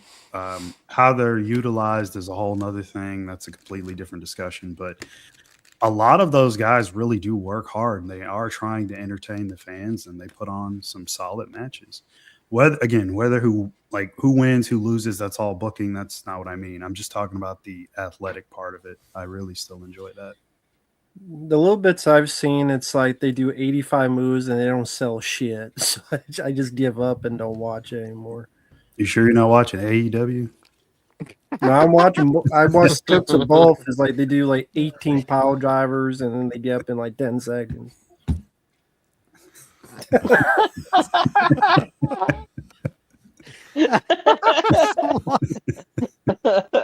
Oh shit! So that's what you like, Mark? No, not at all. He's all about that. He's a big fan of that. What was her name? I can't remember. The little midget. Well, she's not really a midget, but she kind of looks like one. Roxanne Perez. There you go. Oh shit! Oh, She's kind of shaped like a midget. Like she's a little taller, but she definitely has the little person thing going on. she is very tiny. Anyway, fuck wrestling bulls. What else is going on? Lord. All right, we'll go back to wrestling. I didn't realize there wasn't anything else going on. So I was saying in your title, this holiday, and then you mentioned the word trolls. I was wondering what is there like troll movies, or are you talking about actual trolls, or just about like the title of the video? Are people trolling? Yeah, Troll, people Goodnight are trolls. always trolling. Maybe it was a continuation of all the Daniel Harris stuff and people in the comments and everything. A lot of fans. Which I is love interesting. the comments you got. Like we didn't, but the Halloween fans on Facebook shared that, and there was like literally 400 or 500 comments, right? And that was I'm most sure they of were all the, great. that was most of the negative comments. Though everybody else was like talking shit about Daniel Harris. So that was the interesting thing. I'm like, God, man, people really don't like her. I've had one interaction with her, and it was actually earlier this year. She was at a convention, like 15 minutes from my house. And in my mind, I was like, okay, that'd be a nice autograph to have, like with my vinyl set of like all the other Halloween movies on soundtrack vinyls. And I just happened to like go up towards her table. She's just sitting there fucking looking at her phone, texting away or whatever. And I see her prices, and I'm like, nah, fuck that. $80, fuck that. Yeah, It's a first class ticket, Ryan. Yeah, I know. yeah, because like she's only about what is she about 4'11" and 80 pounds or whatever. So she needs a really big fucking oversized seat. I guess she could fit in the apartment, the love compartment above. Yeah, Yeah, you could put her in that. Maybe she should be putting that. So it was $80. That was just the autograph. Yeah, that's just autograph. And then, like, if you wanted a selfie with her and an autograph, it was an extra like $20. And I was like, fuck that. When was this? This was just a few months ago, back in like so $100 for the July, selfie and I autograph. think. Okay. Here's what I'm wondering, and maybe we can get Sean Clark back on, because I think this would be an interesting. Like, there's a couple things that I would like to talk to him about. Maybe we'll look into doing that. But like she said in that interview that she had a $3,000 guarantee at these conventions. All right, so she's at least guaranteed to make $3,000 by autographs. If not, the promoter will pay whatever the remaining amount is to get it to 3,000. After it goes to 3,000, it's all her shit, right? For sure. She gets paid at least 3,000. So the more autographs that she sells at like $100 a pop or whatever with the selfie and all that, that's just more money in her pocket. How many people are buying her fucking autograph at this point for $100?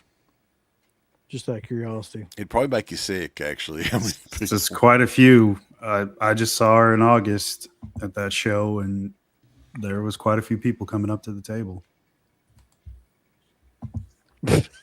Oh, no. But Sorry, Mrs. Harris.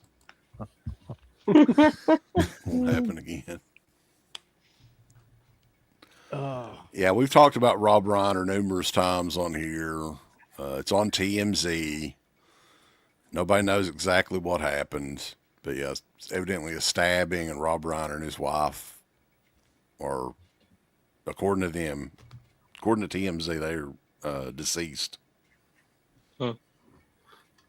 So It with just Daniel like Harris, I was curious, since you've had fun now with all the, I don't know, fucking butt buddies be mad at you.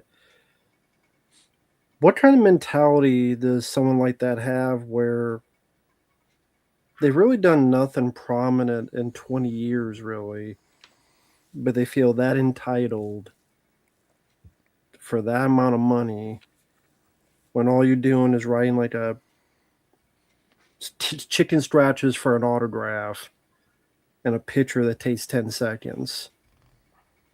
Like that type of entitlement, like where does that come from? She's been doing conventions for years. I mean, I think a lot of the times, like if you do these shows every week, you're not really you're there and you're seeing like, oh, this is a normal thing. Like I think it was The Walking Dead that started like, because before, if you were buying an autograph for 20 or 30 bucks or whatever, it came with a selfie, right? I think the selfie tack on price and all that shit started with The Walking Dead probably about 10, 12 years ago. And these convention people see what everybody else is doing. They see that Kane Hodder or Robert Englund or whoever's raised their price, so they're going to raise theirs. And they don't see anything wrong with it.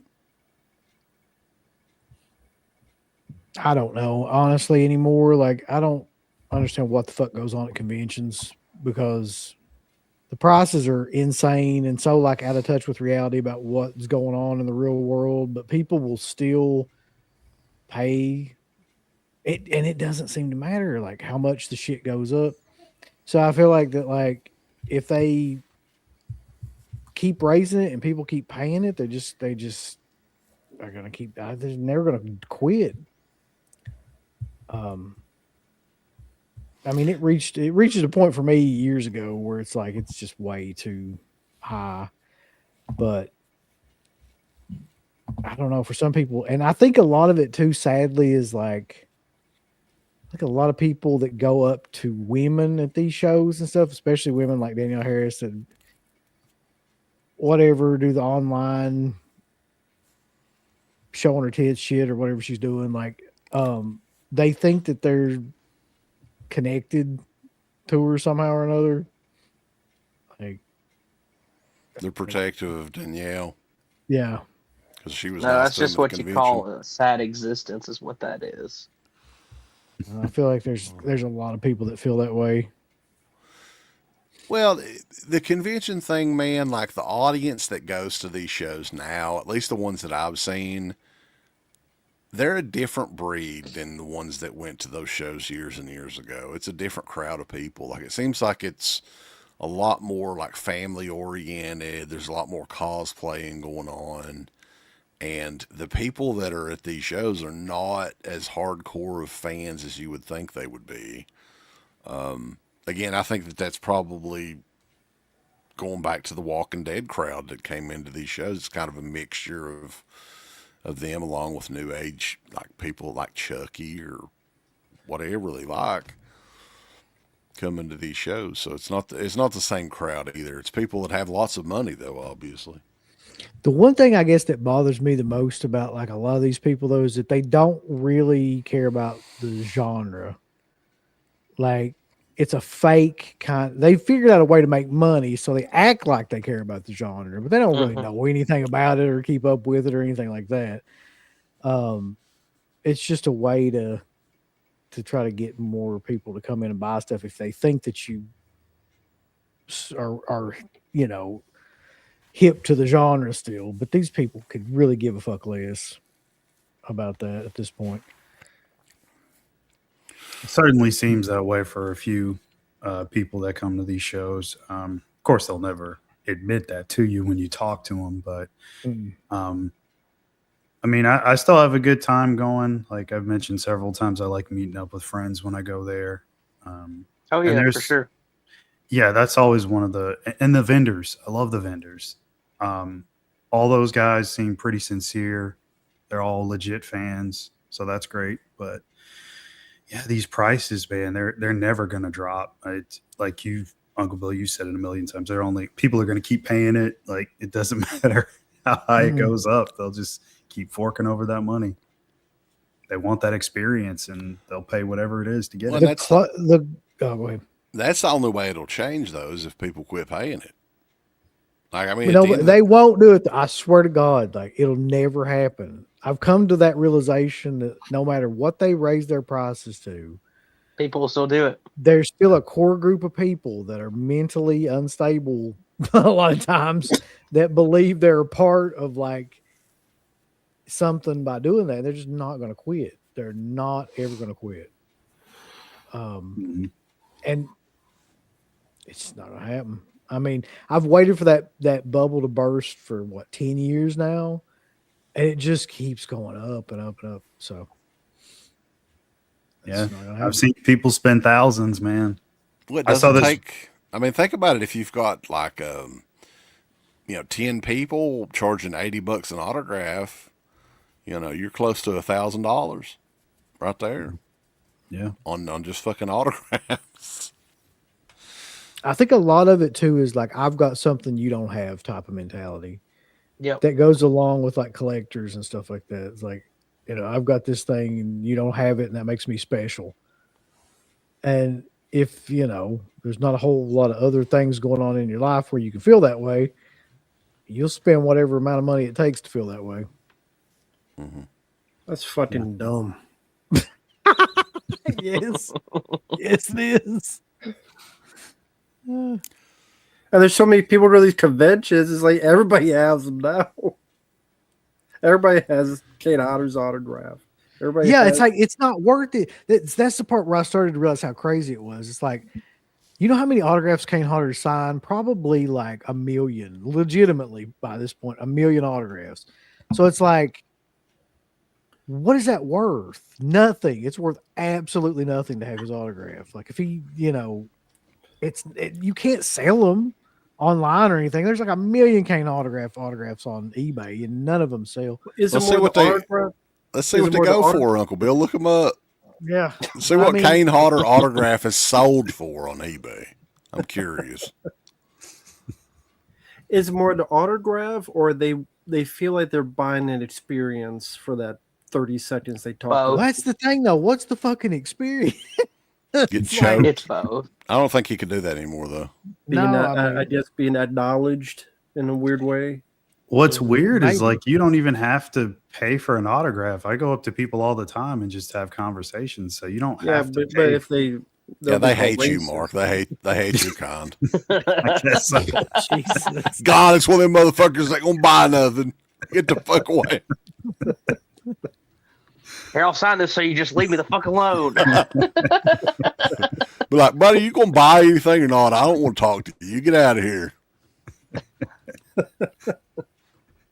Let's see.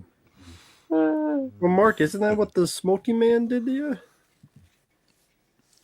Well, I mean, shit. I would rather he say something. Like he didn't say anything. Get out of here.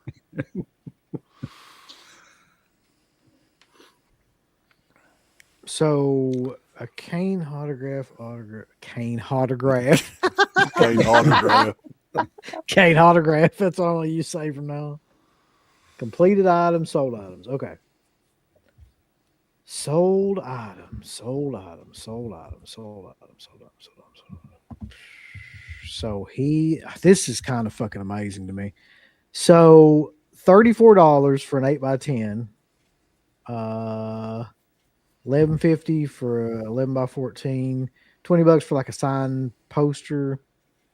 There's some hockey masks on here that are like between $50 to $100.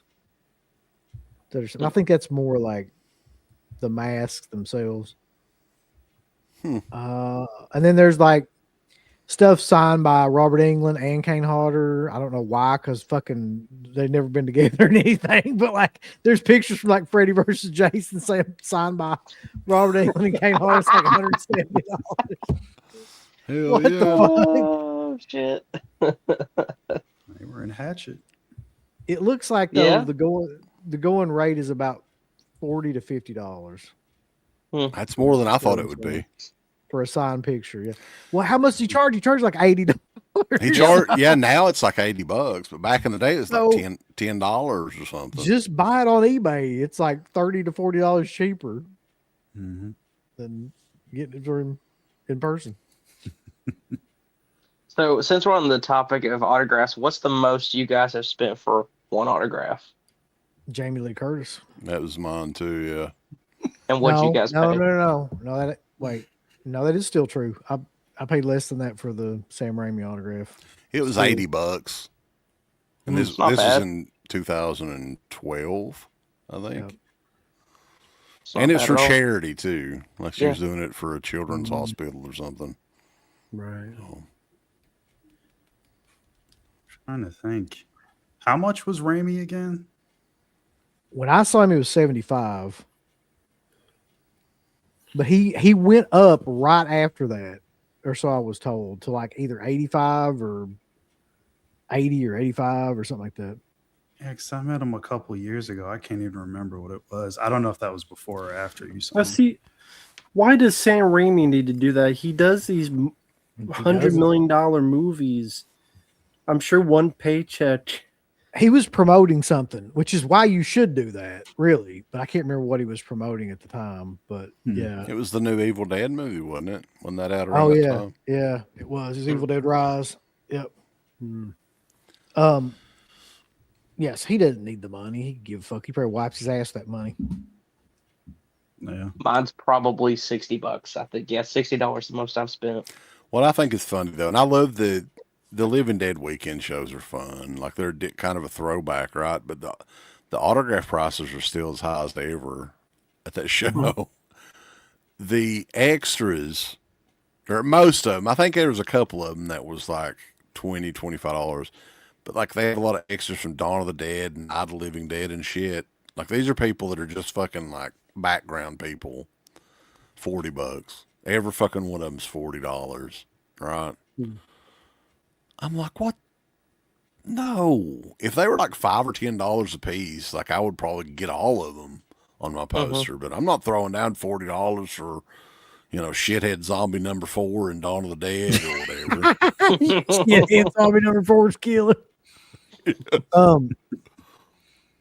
Look, man, I'm just gonna be honest with you. In the grand scheme of like conventions and fandoms, that's a whole other fucking thing. Because let me tell you, like, there are people that will get every single person from that movie. And like, there are people that's really the only movie, like horror movie they like, or that's like they're obsessed with it to a point I've never really even seen among other movies. So that's a weird kind of sub genre of conventions and fandom, I think. Oh, for sure. Yeah. What was that Friday the 13th? It was the pair of legs. Oh yeah, the woman that was like the pair of legs that's walking around in the beginning of the movie. And, In her fucking Part 2, yep. in her sign, it just had a photo of like the legs. legs. Would that be the most obscure, that's the right word to put it, like out of left field person to sell autographs? I've seen, there was one Friday the 13th guy that came along that people were like, I don't know who the fuck that were in this movie. It was like, I don't know who the hell that guy is. I've never heard that name before. And I think Sean Clark may have found him. He may have worked on it like not even a full day. Wasn't that Johnny Hawk or something like that? That was one of the fill-in Jasons in one of the Friday the 13th movies. And people actually came out that was in the movies like, I don't know who that guy is. I don't remember him in that movie. And that's the thing you find out though, is you come to find out, like after all these years of these certain people like claiming to be these Jasons and these Michael Myers, that there were like 3 or 4 people probably in each one of those movies that were Jason or Michael, and that they just keep bringing these new stuntmen out. Like every couple years, there'll be somebody new that comes out, and like they were in this scene or that scene. It's like, who gives a fuck? After a while, there's like no way to keep up with all that. That's So true. are you saying there's multiple Tony Moran like people? Is what you're saying? Yes, there's a whole bunch of Tony Morans running around. Is what I'm saying. It's like you got first it was Tony Moran legitimately, and then it Yeah. was I'm the only one that's Michael Myers, you fucking bitch. then Nick Castle, like, you know, and then that Jim Wilburn guy, they started bringing him out, and then there's like it's just they had a new fucking person every so often, and they're like, well, he was the one that punched through the door, and he was the one that broke into the closet, and this was the one that did this and that. It's like, am I supposed to get all these motherfuckers like autographs, or You got to get Warrington Gillette. I mean, oh god. Unfortunately, I think I do have his autograph. Well, what's funny is Warrington Gillette, though. The whole thing with that is he portrayed like the only Jason in that movie for like over a decade, I think. Right? Mhm. And that was a total fucking lie. And then here comes Steve Dash, just like one of the fucking Sopranos. yeah. Yeah. Who the fuck is this guy? Right? The fuck you saw in my pictures? That's me. That's me. That's not you. That's me. I remember that. I remember also the original bot set from Crystal Lake to Manhattan. He was like one of the only guys interviewed for part 2. Him and Amy Steele, Warrington Gillette. And he's talking about, yeah, it was this and I that. I'm like, you lying your ass off. Or maybe he only told the stuff of going through the window. Now that Steve Dash interview that we did on the original show remember back in the day, like that's a classic. Like if people Yeah. haven't seen or listened to that, go check the Patreon page out and go back and listen to that. So 'cause did that's some Warrington classic Gillette stuff. quit conventions once that was found out? I think he still did shows. Oddly enough,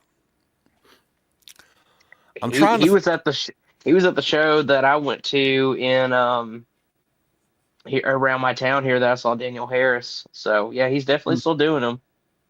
Does he still say, like, if you notice that he was the Jason, like, does he mention I played in this one scene? He just has like on his banner like him, like he's the unmasked one, like without the sack coming through the window. Yeah. Because I know that we had met both of those guys at conventions, but I don't think it was the same. I don't think they were at the same show together, were they? I don't remember that. No, I don't feel like he had the balls to do that. Right, Steve Dash. They did do a show together. I do remember that. Mm. Steve Dash talks about it on the interview that you guys do with him. And he told Warrington, he's like, get away from me, man. Get the fuck away from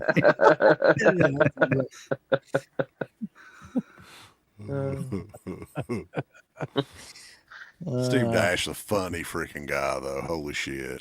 What a great guy. Hell yeah. So, but yeah, guys. I was just go going to ahead. ask one quick thing. Is there an autograph you regret getting for some reason? I'm sure there's several. Yeah. Tom Atkins is probably the number one for me. Really? Like, what a fucking dickhead. His nephew was to know. Holy shit. Yeah, your great grandpa, Tom Atkins. No, but like I've actually heard a lot of bad stories about Tom Atkins over the years. So mine isn't the only one. Mine is definitely Daniel Harris. And that was probably fucking in 2000, had to be 2011 or 12, I'd say. Oh God. He was in The Warriors and The Thing. It's like Thomas G. Waits. Yeah. Okay. I kind of regret getting his because just the way that he did it. It's like I didn't see his sign like for his pricing or anything, but it was funny. He was just like chatting with me and stuff, and I was like, yeah, man, I'd like to get this record signed. He's like, oh, cool, man. Yeah, that's a great cover and blah, blah. Talk about how awful the world is and how we need peace and love. And then he's like, that'll be $50. When his sign said 40, I'm like, the fuck? Because it was a premium item. Yeah, I that hate shit that is shit. that's getting out of hand now too. Stuff Yeah. like that. But it just cracked me up. Peace and love, man, and we need more of that world. And that'd be $50. Like that's literally how he talked that to me. I was like, well, okay, fuck. He's like, fuck the man. Now I need $50. What Orc is on here asking though? Do you remember what you got Jamie Lee Curtis to sign? I think I got 2 things signed. Now that I'm I got thinking back up. it was Halloween and The Fog, both posters. That's what I got signed. I think that's what I got signed too. Yep. Because I've got a Carpenter. I already had Carpenter sign the Fog poster, and I had the whole cast sign. I've got the Halloween poster right up there. But yeah, I mean that was a once in a lifetime thing, and that's still, as far as I know, I don't think she's ever done another horror convention. That was still the only one that she ever did.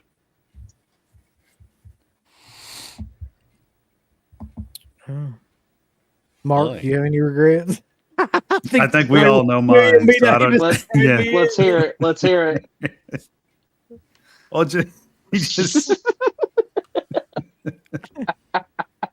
so I go up to him and then I start talking to him and he's like nodding, and maybe it's on me because I guess I could have tried to say like, "Are you okay?" or something like that, but I didn't want to make it any more weird than it already was. But yeah, he just wasn't really responsive to like anything verbally anyway. So it was the weirdest experience I've ever had. You should have said, "Is this because I'm black?" That would get him talk. It definitely wasn't that. But I mean, if you want him to react, that'd be a way to do it. Well, the person that he had with him was fucking rude because I start the conversation and then she does like one of these like things where she's like puts her arm like over like in front of him. She's like, "You have to pay first." And I'm like, the fuck? I didn't even put anything on the table. I just started talking. Like, how do you even know I want anything signed? I'll tell you that reminded me though, Mark. I don't know if you remember this or CK or not, but I do because it fucking kind of sucked. Was like when we met Danny Lloyd and Ken was there with him. Yeah. And we were trying to talk to him and Ken was just like made us like leave. He's like, not going to be "All right, talking guys." about that today. He's like, he wouldn't talk about anything related to the movie. And he told us that beforehand. He was like, just like, don't ask him about this, or this, like different things about like the movie. I mean, what we had heard is that he had a really bad experience making the movie. Like that's what we were told. And that's why, I mean, I don't know if that's true or not, but that's why he didn't really want to talk about it, I guess. But yeah, I mean, I think that since then, like he was in that he had like a bit part in that Dr. Sleep movie, and he's been doing more conventions and all that. So I don't know. But that was the first convention that he ever did, was that one in Louisville, I think. Yeah, it was just very odd to me. Like the only thing you could really talk to him about, which was that movie, he would not talk about. And Yeah, we 'cause just he kind of didn't got do moved. anything else. We That kind of was got it. moved out of the way. Which I mean, I still have the poster signed and everything, so that's kind of cool. But So one thing to kind of turn this around. So since we talked about like worst experiences, how about best experiences getting shit signed or meeting somebody at a convention? Because I got 2 really good ones.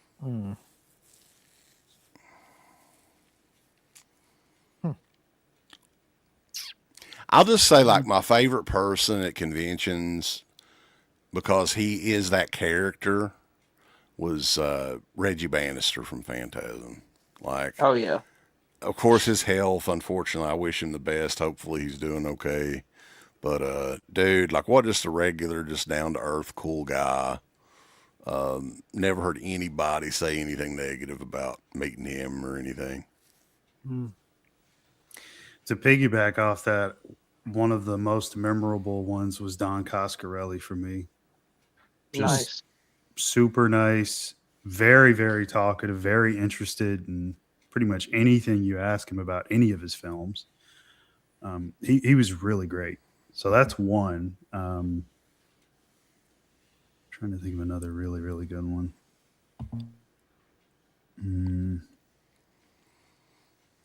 That's the thing. I've got so many good ones. Like I never have any. I've only had one bad experience. Just that one. I've had just a couple bad. Yeah, I mean, most of them are pretty cool. Like John Carpenter was amazing. John Carpenter's a great guy. You run into him out there smoking some weed in the back behind the hotel there. Good You want to get him to sign anything, it ain't gonna be a good time for you though. I'll tell you the two that stand out in my mind. I'll give you like a male, a dude, and a woman. So Felissa Rose is like probably my favorite female to meet at any convention, besides maybe Shepis. They both have the same type of energy. So. Same for me. But Kurtzman, when we met him, Robert Kurtzman was amazing. Just because, like, I mean, he really understood like the show, and he listened to the show, and he was just an all around kind of good guy too. Nice. So for me, two of them. The first one would actually be the first person I ever met at a convention, which was Sid Haig. Sid Haig was just a fucking ball. I remember I was just sitting there talking up a storm with him and everything, and he signed my shit, and I was walking away, and I realized after walking away I forgot to pay him. I turned around because he had like no handler or anything. Came back and I gave him his money. He laughed and he's like, "Aw, kid, you're good, whatever, you know, blah blah blah. It was nice talking to you, etc." And I just went on about my day at the convention. He was probably one of the best. The other one for me was actually meeting Dick Warlock. His wife was really, great. really nice. And then it was comical because I was talking to his wife and stuff, and they actually live like really close to me and shit. And they're like, "Oh my God, you could have rode up with us up here," because I went all the way to Horror Hound to see. Kingsport, I think, right? Aren't they? Isn't that the area? Yeah. Yep. Yeah, I actually email his wife occasionally, and we've actually went out to dinner once. Nice. Yeah. It's sort of a big deal, buddy. Rambo, I don't think you've never really went to a convention or anything before, have you? No, fuck that. I'll tell you the strangest one that I ever went to, though, was, and wasn't really a horror convention or anything. It was a signing that Ric Flair did at Walmart in Big Stone Gap, Virginia. What? Walmart. I've got a video of it somewhere. It's probably still up. Holy shit. And I guess that summer, it was the summer after he retired from like WWE or whatever. He signed some sort of like deal with Coca-Cola or Pepsi or one of those soda companies, and he was signing all this shit for free. Like this was like, wow. He had 8x10s. I brought a replica belt and got him to sign it or whatever, and it was back like you would think, okay, a signing at Walmart, it's going to be in the very front of Walmart, like everybody's going to know where it's at and whatever. Sporting Goods, probably. Pretty much, like it was beside of the fucking dog food, and yeah, like I was like, well, this is just the weirdest shit. But I'm glad that I went because I mean, it was free, and it's just bizarre experience. Free. I had a very similar experience at Walmart. So I went to Walmart one morning in Bristol, and out of the blue, I was going by the sporting goods section. There was some guy setting up a table. I looked to my right to see who it was. It was fucking R. Lee Ermey. He was setting up like a table to like do some signings, and he was promoting, I think it was Granger Knives, I think at the time, or some knife company. And I went up to him and talked to him for a second. The first words he said is, "Morning, maggot. What sewer hole did you crawl out of today?" Like he was a character the whole time talking to him. It was fucking great. I didn't get anything signed, sadly, but because I was rushing to get stuff. But I just happened to talk to him for a moment. It was fucking killer. Very cool. That's a great story. Yeah. Well, guys, I appreciate everybody tuning in. We're over 2 hours already, and it is a work night and everything. Rambo, what you got coming up on the channel, man? Oh, a bunch of shit. Rambo being tortured by his fans. You don't have So- your notes in Yep. front of you. You probably got like 18 movies. Yeah, Review. reviews for I upload my review of Predator Badlands, so that's up, starring Whoopi Goldberg. Got the Black Phone 2 coming up, Nobody 2, Winnie the Pooh Bag of Money 2, Piglet, and I guys go I see can't believe that exists. Bambi the horror film and the Peter Pan horror film I have to see soon. Oh, no. This is a whole Pooh universe. As dumb as that sounds, but I'm waiting for the Kanga movie. well, they're doing a Betty Boop horror film. Oh, Oh, God. shit. Oh boy. Yeah, Oh, man. I mean there were 3 Popeye horror films this year that you guys talked about Tuesday- before. 2 Mickey Mouse, like one of them, like Steamboat Willie, wasn't it, or some shit? Dreamboat and Yep. I forget what the other's called. But yeah, Oh, wasn't it like Lots of shit I never want Popeye to the see. Slayer Man or something like that? Yeah. there was that was Shiver Me one. Timbers, Popeye the Slayer Man, and Shiver me timbers. The Fat Albert horror movie's probably coming soon. Yeah, Jackson Jokes. Oh, God, that'd be great. Hey, hey, hey. We'll kill some motherfuckers.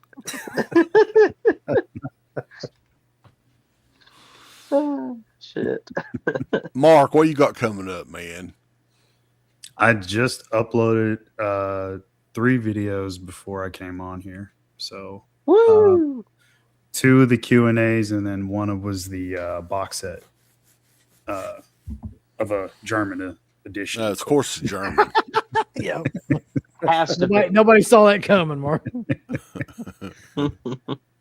Yeah. Very cool. And then on the Dead Pit channel, I don't know anything like for certain that we've got coming up this week, but I think on the 23rd is our 20-year anniversary from the day the first episode came up. So we're going to try to do something special on that show. We're going back to the beginning, and it'll be kind of interesting to see how that goes. But It's gonna be wild. we have some other announcements hopefully coming up this week about stuff that we're going to do around Christmas. So just stay tuned. And yeah, appreciate everybody tuning in and everything. And it's always fun doing these roundtable, just anything goes discussions.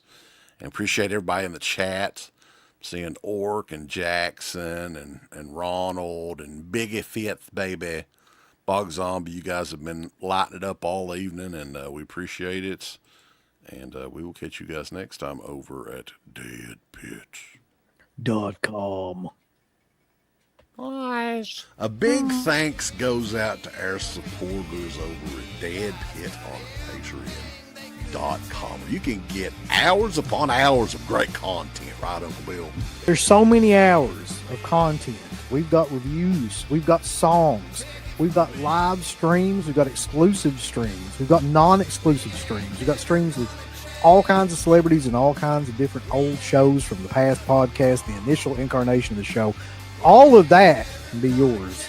Dead Pit on Patreon.com. Show us a little bit of love. Give us some money because we definitely deserve it. That Patreon page is so killer that you'll rub your bird to it on a nightly basis. It's that good. You won't be able to contain yourself. You'll have to jerk your bird out and go crazy. I mean, that's how much content that we have. So much content that it's massive, and it will massively smack you in the face. You'll play with your bird so much, pretty soon you'll be looking around for somebody else's bird to play. Hey everybody, it's your favorite Filipino bitch, Miss Slatko Fudd, telling you about shop.deadpit.com. Simply the best horror shirts. On TeePublic, there are others, but they all suck. And it's the best goddamn deal on horror shirts you will ever see. New shirts, old shirts, all the in-between shirts. God damn it, fools, go over the shop.deadpit.com. You ain't down with that. You can go to hell.